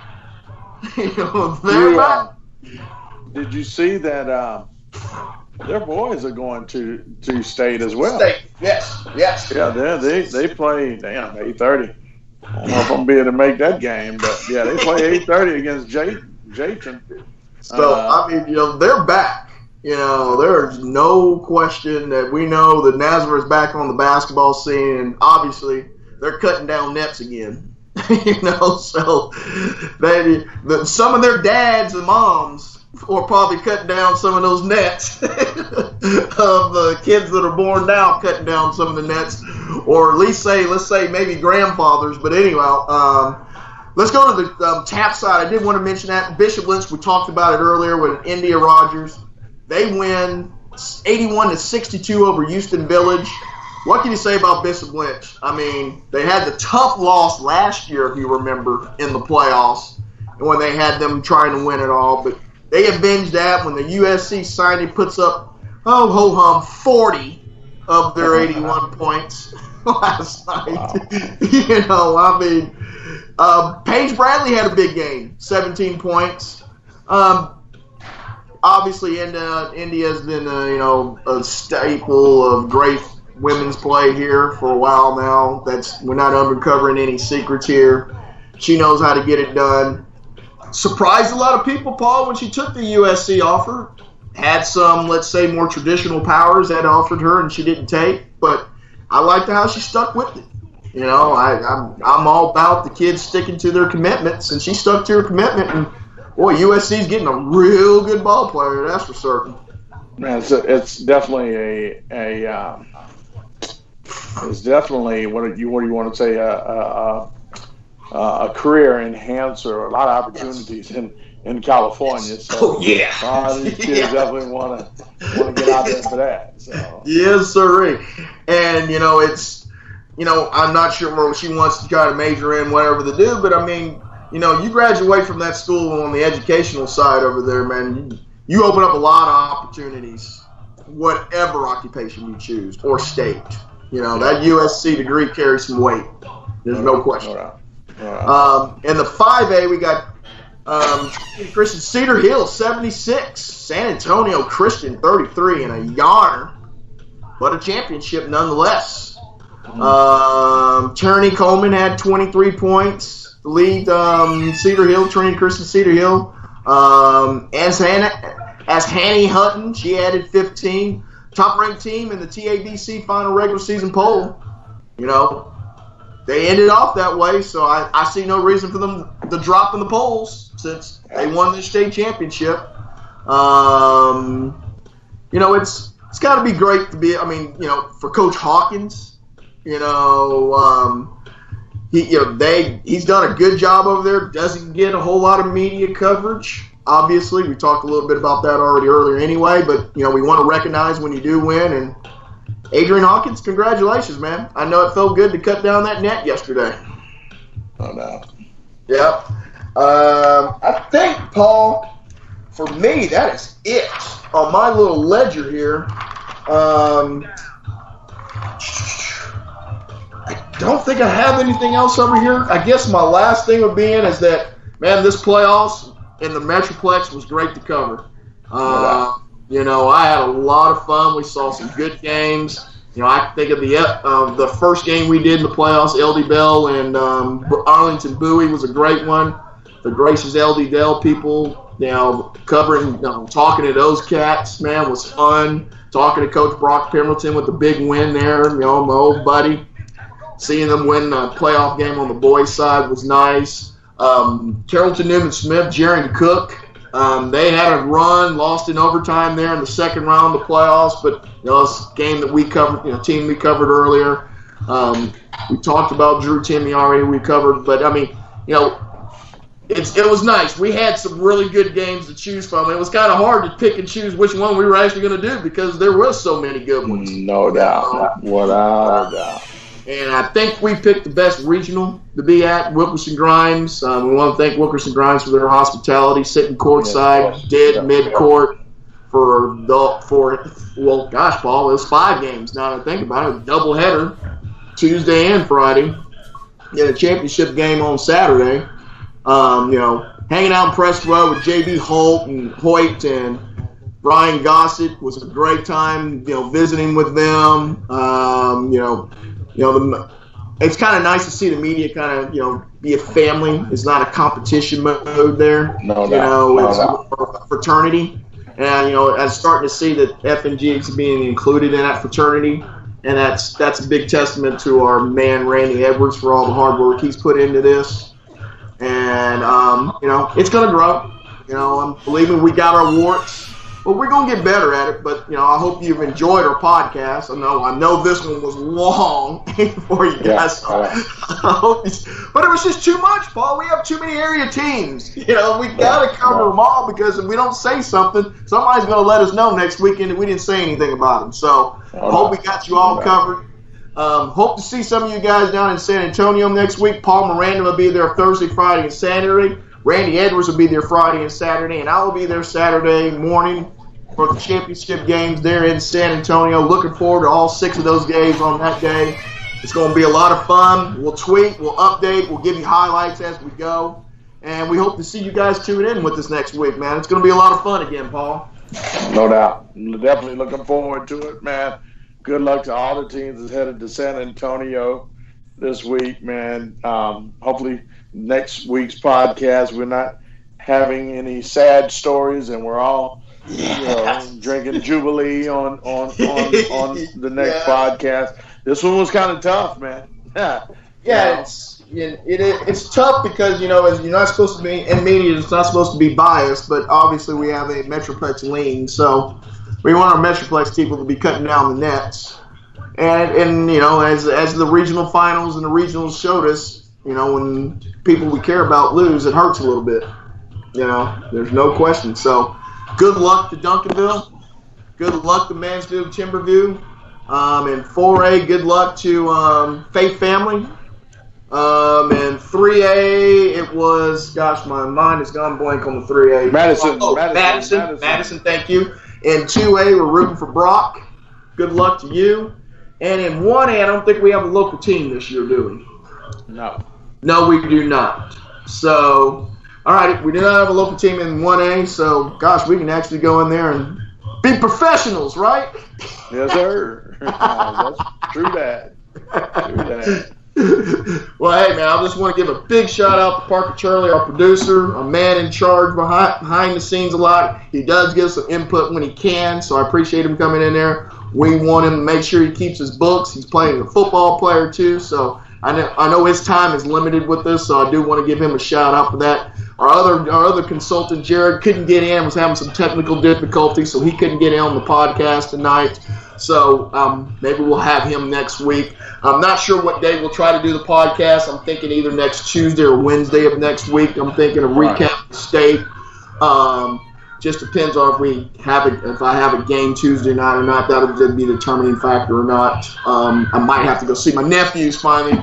So I had a little break. My senior nephew's playing baseball up in Hebron, Brayton and Camden. So if you guys are close and it's not 2 degrees outside, I'll come see you next Tuesday night.